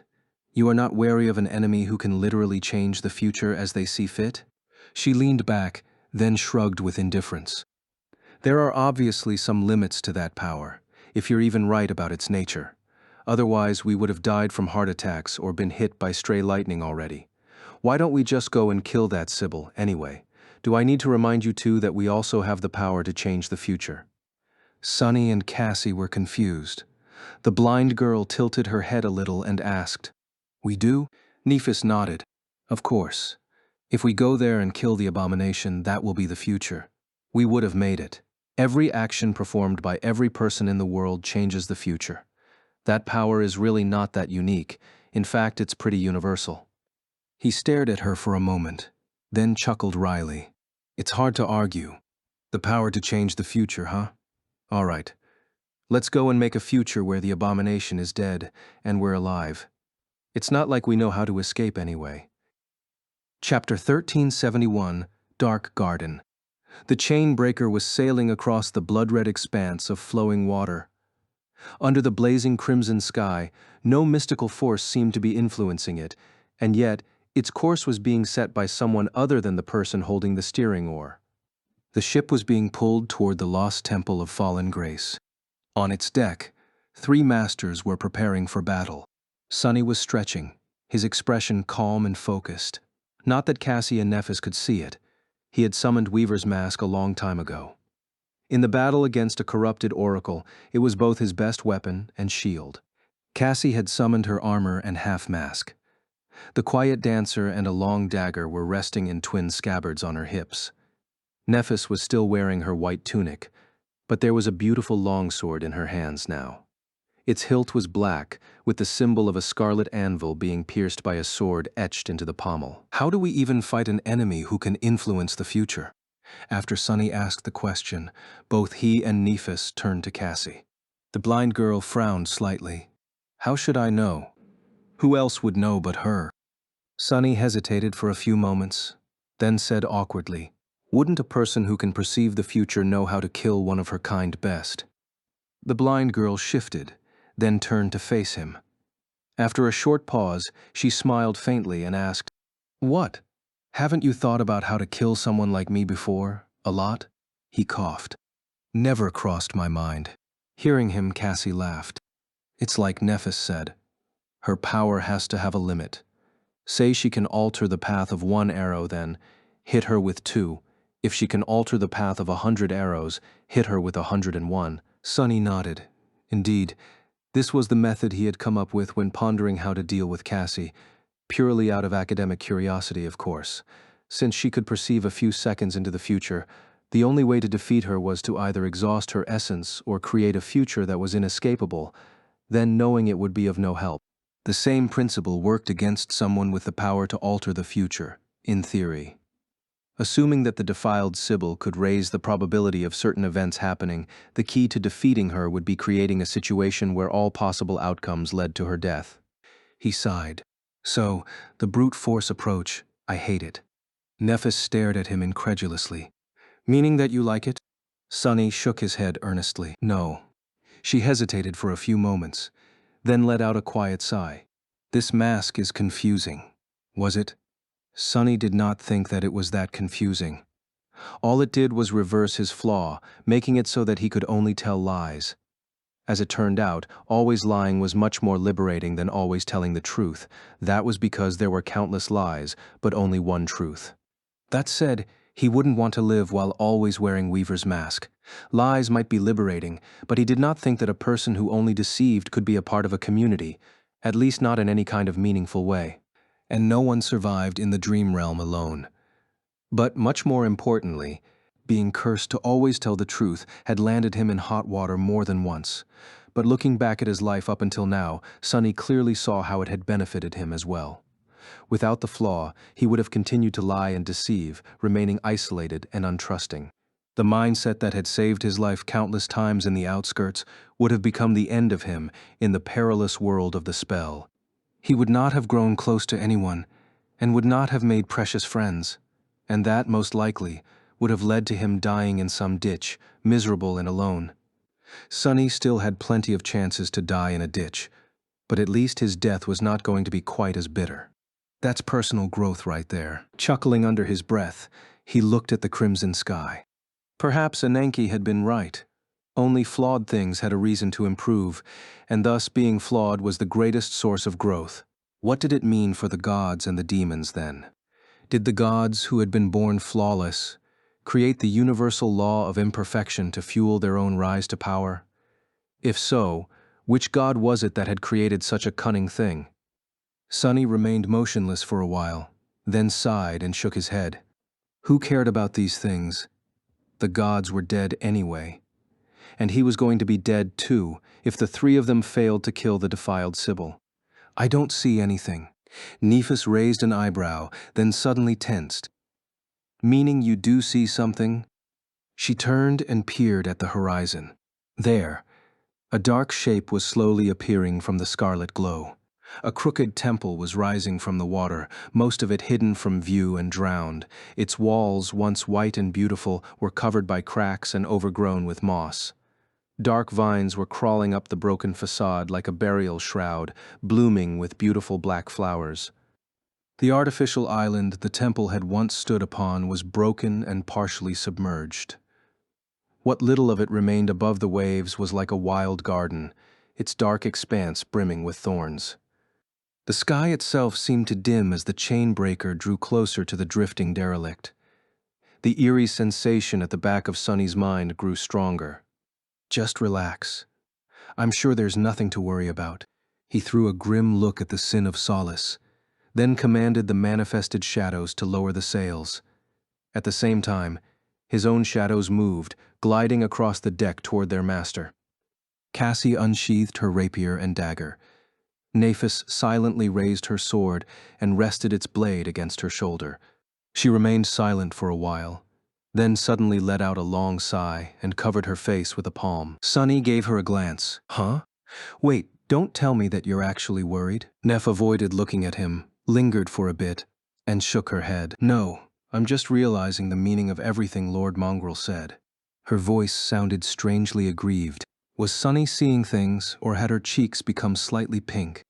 He stared for a bit, then coughed awkwardly. Well, I meant every single word. With that, he headed to the bow of the chain breaker. Soon, the ship slowed down. Reaching the drowning island, it scraped gently against its surface and came to a halt. Just like before, everything seemed calm. There was no movement in the wild garden of black flowers, and no abominations lunging at them from inside the temple. The breached walls stood precariously, gaping with ominous darkness. It was as if something was inviting them to come inside. Summoning his cursed sword, Sunny grimaced and jumped down onto the sinister shore. Since we're invited, let's not make the host wait too long. Chapter 1372. Clearing a Path. A moment later, Cassie and Nephis landed behind him. The water splashed quietly as it licked the shore of the drowned island, the black vines glistening with crimson luster in the blaze of dusk. Apart from that gentle sound and the whispers of the wind, the dark garden was silent. Sunny lingered for a few moments, extending his shadow sense outward. Eventually, he shook his head and said warily, "There's movement," which meant that there was none. The dark vines also did not seem to exude poisonous mist, and neither were their black flowers full of parasitic pollen. As far as Sunny could tell, the Garden of Thorns was entirely safe. They were not taking any chances, though. Taking a step forward, Nephis silently raised a hand. Wisps of white flame rose from her skin, and then suddenly shot forward in a rain of incandescent drops. As her eyes shone with incinerating radiance, the white drops fell on the vines and suddenly exploded into a roaring blaze. Nephis stared at the dark garden with grim determination, and following her will, the flames spread with astonishing speed. Soon the entire place was engulfed in fire. It crawled up the walls of the crooked temple, turning the magnificent edifice into a towering pyre. Soon, the three of them found themselves standing in front of a sea of flames. The black flowers dissolved into the white inferno. The slithering vines were obliterated from existence. The ancient stones cracked and melted, revealing more of the dark interior of the lost temple. Still no abomination revealed itself from the depths of the burning garden. Nephis let out a long sigh and closed her eyes for a moment. The furious radiance illuminating them from within dimmed and then disappeared to reveal her pale complexion. At the same time, the raging flames were left without the will that had been pushing them forward. With no more fuel to burn, they grew smaller and were gradually extinguished. The black garden had been turned into cinders and ash, while the walls of the drowned temple were cracked and blackened by soot. The path was clear. Sunny had expected an ambush to spring until the last moment, but it seemed that there was indeed no danger here, at least on the surface. What waited in the depths of the temple, though? No one could tell. He considered sending his shadows underground to explore, but decided against it. The more powerful enemies he faced, the more of them possessed means of sensing and harming intangible beings. The shadows were no different from parts of his soul, but lacked the protection of his ascended body. So, keeping them close when dealing with a powerful opponent was a wiser choice. "Let's go." Shielding her face from the heat, Cassie took a hesitant step forward. Sunny observed her for a moment, then followed. Catching up to the blind girl, he asked, "How are you feeling?" She held tighter to the hilt of the quiet dancer and forced out a smile. "Better. It's just that I sense varied futures instead of a definite one here. It was disorienting at first, but not too difficult to get used to. I am long accustomed to perceiving the world from multiple points of view, after all. Still, I think I am going to have a huge headache when we're done." He nodded slowly. Sunny was no stranger to looking upon the world from several points of view. That was a natural state for him, considering the growing number of shadows he possessed. However, perceiving several seconds into not one, but a multitude of varied futures had to be terribly confusing. He had always struggled to understand how it was exactly that Cassie managed to handle the mental strain of perceiving two different moments simultaneously, especially to such a degree that it aided her in combat instead of becoming a hindrance, not to mention that she remained blind in both of these different moments of time. Humans were supremely adaptable creatures, but everything had a limit. Maybe it was because Sunny had been slow to realize how abnormal his own talents were that he rarely considered how exceptional his companions were as well. Cassie was usually quiet and unassuming, so it was easy to overlook her inconspicuous but exceptional mental prowess. In truth, it was rather astounding. Sunny glanced at the blind girl again and frowned slightly. It's all right for everyone else to overlook her, But why do I always make the same mistake? I should really know better. Perhaps it was because deep inside, he still saw Cassie as the helpless girl that had desperately needed his assistance on the forgotten shore. Both of them had changed drastically since then, but that first impression was so deeply ingrained that erasing it was simply too difficult. If so, Sonny wondered what image of him was ingrained deep inside Cassie's heart. However, he only allowed his thoughts to wander for a brief moment. They were in the enemy territory, after all. It was no time for idle thoughts. Do you even have to ask the question? The image of a deceitful, selfish scumbag who outright told Nephis that she was a fool for dragging dead weight around, and that it would be better for the two of you to leave the useless blind girl for dead. Oh, what? You think that Cassie really did not hear that conversation? Sonny threw a hateful glance at the Sin of Solace, who was walking a step behind, with a contemptuous grin on his face. Did Cassie's shoulders tremble a little at the sound of the sword wraith's voice? He wasn't sure. Sonny hesitated for a moment, but remained silent in the end. He didn't really want to answer, and didn't really know what to say. There had indeed been a conversation like that, soon after their first meeting on the forgotten shore. The blind girl had been fast asleep back then, though most likely. She had never indicated otherwise. Stop. At the sound of Cassie's voice, Sonny tensed up. What is it? Had she really heard the Sin of Solace?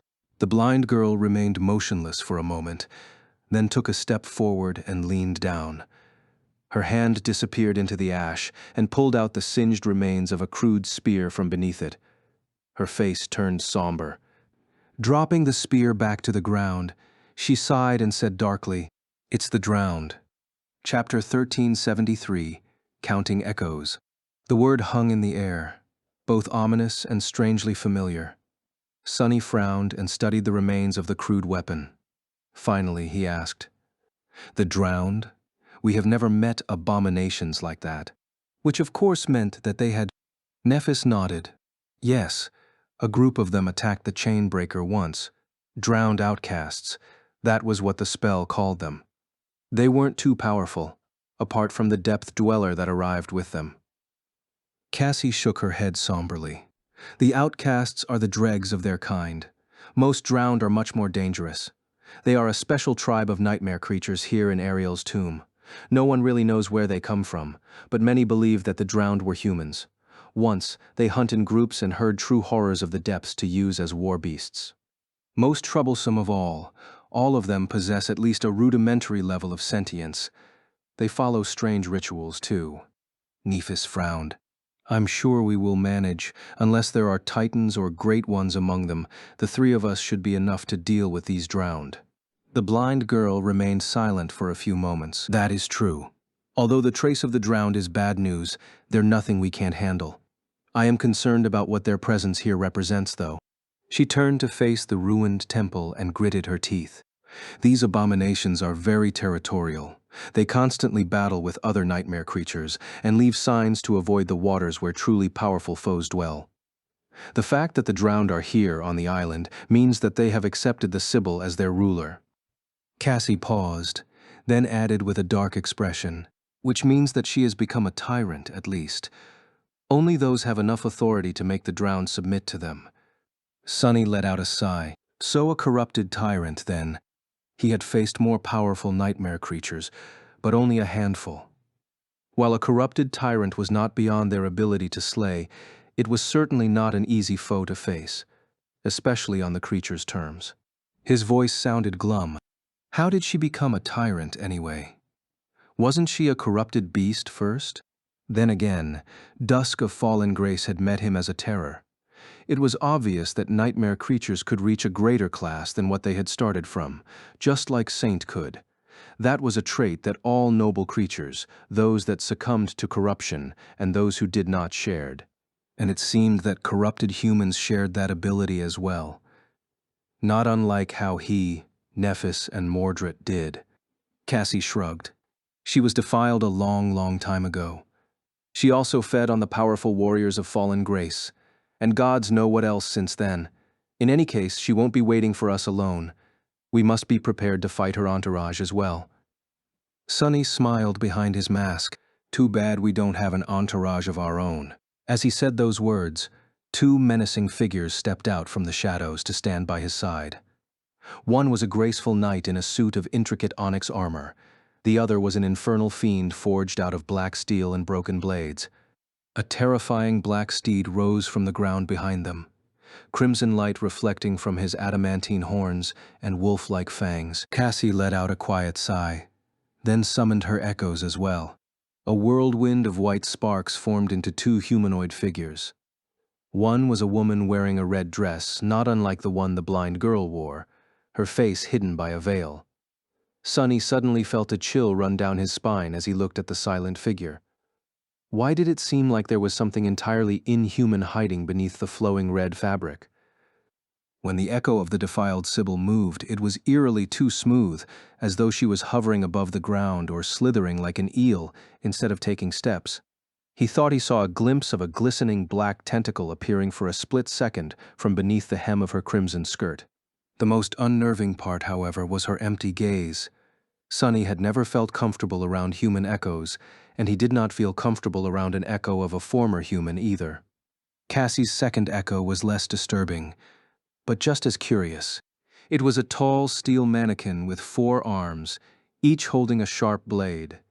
The artificial echo, an ascended monster, looked like a clockwork man. His movements were somewhat awkward, but possessed the distinctive sharpness of a trained fighter. Sonny was reminded of something when looking at the mannequin as well. The creature was vaguely similar in appearance to the steel mount that Morgan rode sometimes, so that echo must have been created by the enchanters of valor too. I wonder how they do it. The complexity must be on an entirely different level. He was distracted from his thoughts by a disdainful grunt. Turning his head, Sonny glanced at Fiend with surprise. The steel ogre was staring down the clockwork swordsman with an obvious air of superiority. Was the fool sticking his chest out? Under Sonny's dubious gaze, Fiend threw a furtive glance at Saint, and then stuck his chest out even further. His chin rose cockily. The taciturn knight, of course, remained utterly indifferent. Realizing that she was not impressed, the infernal ogre deflated a little. Then he stared at the steel echo vindictively. His fiery eyes were burning with hunger. "Don't even think about it." Hearing Sonny's hiss, Fiend flinched and turned away from the clockwork swordsman with an innocent look, as if the thought of gobbling up Cassie's echo out of spite never crossed his gluttonous mind. "I can't believe it. This fool is really getting out of hand." Shaking his head, Sonny turned to Nephis. She was the only one of them who didn't have anything to summon. Of course, that was only because Changing Star had always given the echoes she earned away to someone else. Even now, 2 of Cassie's 3 had come from Neph. It was a bit sad, though, for her to look like an impoverished noble when compared to Sonny and Cassie. Feeling his gaze, Nephis shifted slightly and stared back. "What?" Sonny shook his head. "No, nothing." At that moment the sword wraith laughed. "Doesn't have anything to summon, fool, why would she need to? She already has a mighty shadow following her around, ready to satisfy her every whim. That's you. You're her echo. So in a way, Nephis has 4, while Cassie has 3. You, on the other hand, don't even qualify to be compared to them." The Sin of Solace paused, then added with a smile. "Ah, don't forget that it was the blind traitor who turned you into an echo to begin with." Sonny's face twitched. Cassie, meanwhile, scowled and started walking toward the temple. "Come on, we should finish her off before night comes." He gritted his teeth and followed, furious at the fact that the apparition's words had gotten to him. Approaching the breach in the wall of the crooked temple, the small but extremely powerful cohort of masters, shadows, and echoes dove into the sinister darkness. Chapter 1374, Drowned Temple. Damned Sword. Making his way into the ruined interior of the temple, Sonny was seething with dark emotions. What did the Sin of Solace even want? One moment he was fanning the flames of guilt Sonny might have felt about how he treated Cassie in the past. The next moment, the Wraith was reminding him of what had happened, and of how cruelly she had betrayed his trust. Well, it was perfectly clear what the apparition wanted. The bastard wanted to drive him mad. And Sonny was mad. No matter how much he understood why Cassie had done what she did, And no matter how many times he told himself that her actions had ended up saving Rain from being killed by nightmare creatures, and him from dying in the nightmare desert, or becoming Mordred's slave, no matter how many things they had gone through together after the Forgotten Shore, and how much their relationship had improved and deepened. At the bottom of it all, Sunny was still hurt, resentful, and angry at Cassie, while at the same time caring deeply about her. It was a proper mess. What else is new? It had been for a while. This place is not creepy at all. Jumping down from a pile of rubble, Sunny landed in shallow water. The interior of the lost temple was drowned both by stale water and darkness. Since the island ship was tilted and partially submerged beneath the waves, the long corridors with high ceilings were tilted as well. The three of them had to walk awkwardly, stepping on the walls with one foot and the cracked floor with the other. Not to mention that there was rubble everywhere, forcing them to jump or climb over the natural barricades obstructing their path. If there was one good thing about the situation, it was that none of them was oppressed by the darkness. Sunny could see in it perfectly fine. Cassie did not need sight at all, while Nephis was capable of lighting her own path. I think he is trying to say that this place is really creepy.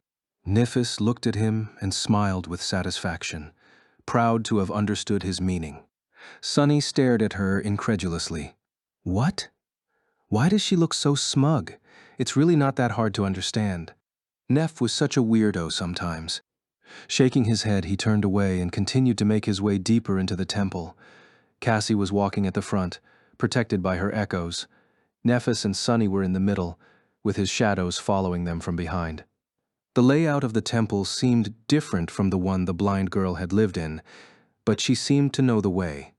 They were moving deeper and deeper into the labyrinth of half-collapsed corridors. Sunny felt that they had descended far enough to be underwater by now, nevertheless.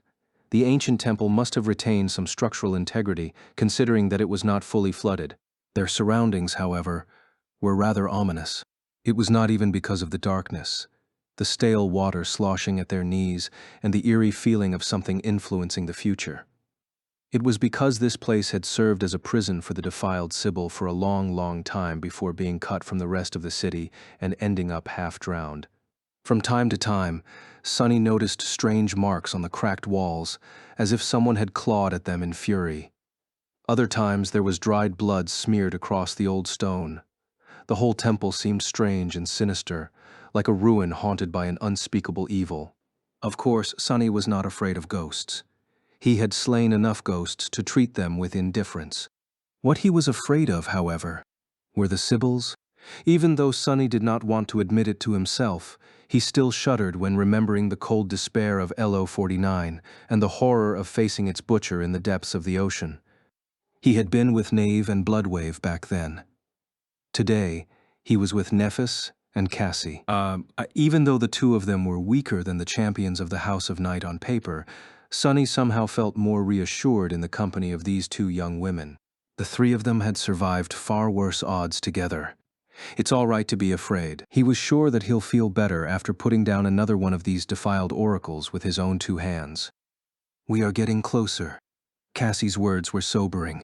Soon they arrived in front of a huge, intricately engraved door. Its wood was wet and rotten, with illegible runes covering the dark surface. Sunny suspected that these runes were a part of a sorceress seal once now, however. They were damaged beyond recognition and lifeless, devoid of any kind of power. For a moment, he considered turning around and leaving the sinister temple the way he had come. But of course he wouldn't. The defiled Sibyl had to die both for the future of fallen Grace and for the sake of Effie and Jet. Sunny took a deep breath and wondered if his resolve to slay the abomination was the result of the creature manipulating the future as well. Had she pulled forward only those of the possible futures where the three humans were adamant on arriving in front of the ancient door, with not a slither of hesitation in their minds? The thought made him shiver. To hell with this. Gritting his teeth, Sunny glared at the door and then delivered a devastating kick to it, turning into a rain of rotten debris. The massive gate flew off its hinges and cluttered down into the dark expanse of a partially flooded hall. It was then that he felt it, a massive shadow stirring underwater, its slumber broken by the sound of the breaking door. There were countless smaller shadows hiding in the darkness of the drowned hall, too, and at the far end of it, an especially elusive one, a harrowing specter that made his hair stand on end. Sonny's entire attention was drawn to the enormous creature that had been sleeping in the heart of the lost temple, though. Belatedly, he remembered Cassie's words. They hunt in groups and herd true horrors of the depths to use as war beasts. One such horror, it seemed, had somehow found its way into the inner sanctum of the defiled Sibyl's tainted stronghold.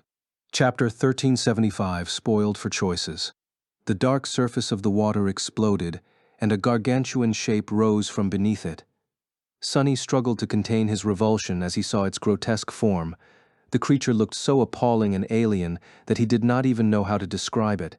It was as if a mass of slithering eels was wearing a messy cloak of tangled seaweed, its countless limbs 10 times longer than its vague, slender body.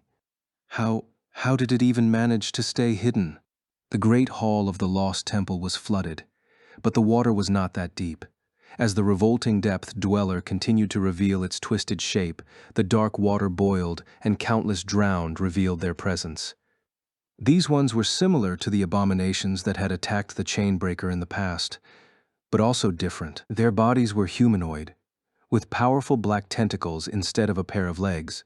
However, instead of gaunt outcasts who were overgrown by barnacles, the true drowned looked much more strong and fearsome. Their weapons were of much higher quality, and some even wore strange but durable armor made out of shell and bone. The black eyes of the sentient nightmare creatures burned with bloodlust and malice. Damnation! Most of them were corrupted demons, while the few most powerful ones seemed to be devils. And then there was the Sibyl herself, of course. Sonny still couldn't see her clearly. By the standards of the waking world, the three of them were a truly formidable battle force. Sonny was pretty sure that he and Nephis were among the most powerful ascended humans to have ever lived, with Cassie trailing not far behind them. They were accompanied by 2 transcendent devils, a transcendent beast, an ascended terror, and an ascended monster. Their memories were also empowered by a supreme memory, the Crown of Dawn. Still, this battle was not going to be easy. It promised to be extremely perilous, in fact. As Sonny's pupils narrowed, the time seemed to slow down. His mind entered the state of battle clarity. Banishing all unnecessary thoughts, he lingered only for a moment, waiting for Nephis to make a decision.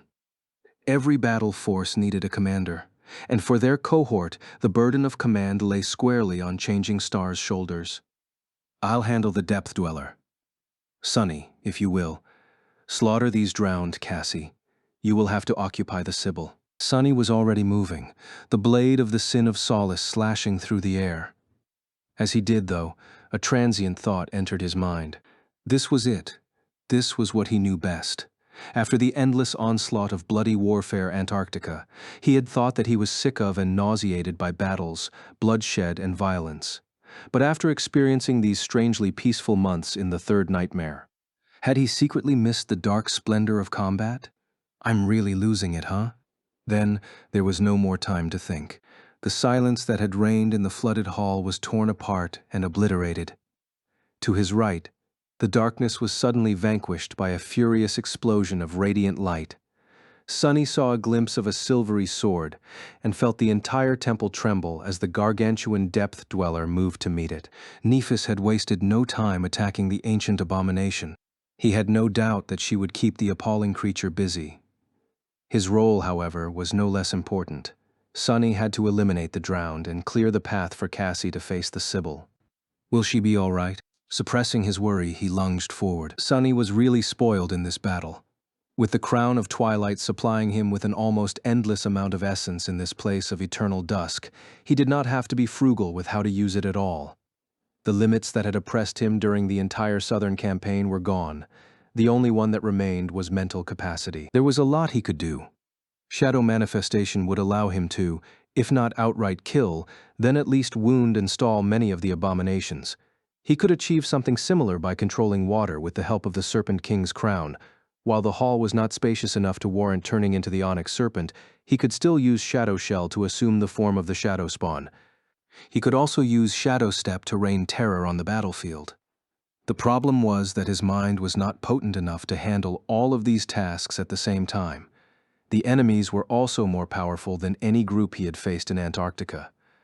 Corrupted demons and devils were not new enemies for him, but Sunny had never faced so many of them at the same time. What made sentient abominations so dangerous was their intelligence, and the drowned seemed more than smart enough to fight as a single force instead of a group of powerful but uncoordinated creatures. Many of the strategies he had used to slaughter weaker enemies were not going to work as effectively against them. So, he chose to concentrate on two of the multitudes of tools available to him. The first was the Crown of Twilight, and the rudimentary control over water it gifted him. Although the Great Hall was not entirely flooded, it still gave an advantage to the drowned, who could move with equal ease on land and in water. Terrain advantage was of utmost importance in any battle, so Sunny was going to try and turn the tables on his enemies. The second was the Sin of Solace. Currently, all memories Sunny had summoned were augmented by the Crown of Dawn, including his already fearsome Jian. Its long jade blade was more than powerful enough to cut through both the corrupted abominations and their armor, and therefore augmenting his strength even further with Shadow Shell was simply unnecessary. The best decision Sunny could make was to fully concentrate on his swordsmanship, cutting out all things except for those that were in service of it. Let's show them. Landing on a toppled column, he moved fluidly and delivered a lethal slash to the neck of an attacking abomination. However, from just that first strike, Sunny realized that this battle was going to be much more deadly than he had ever thought.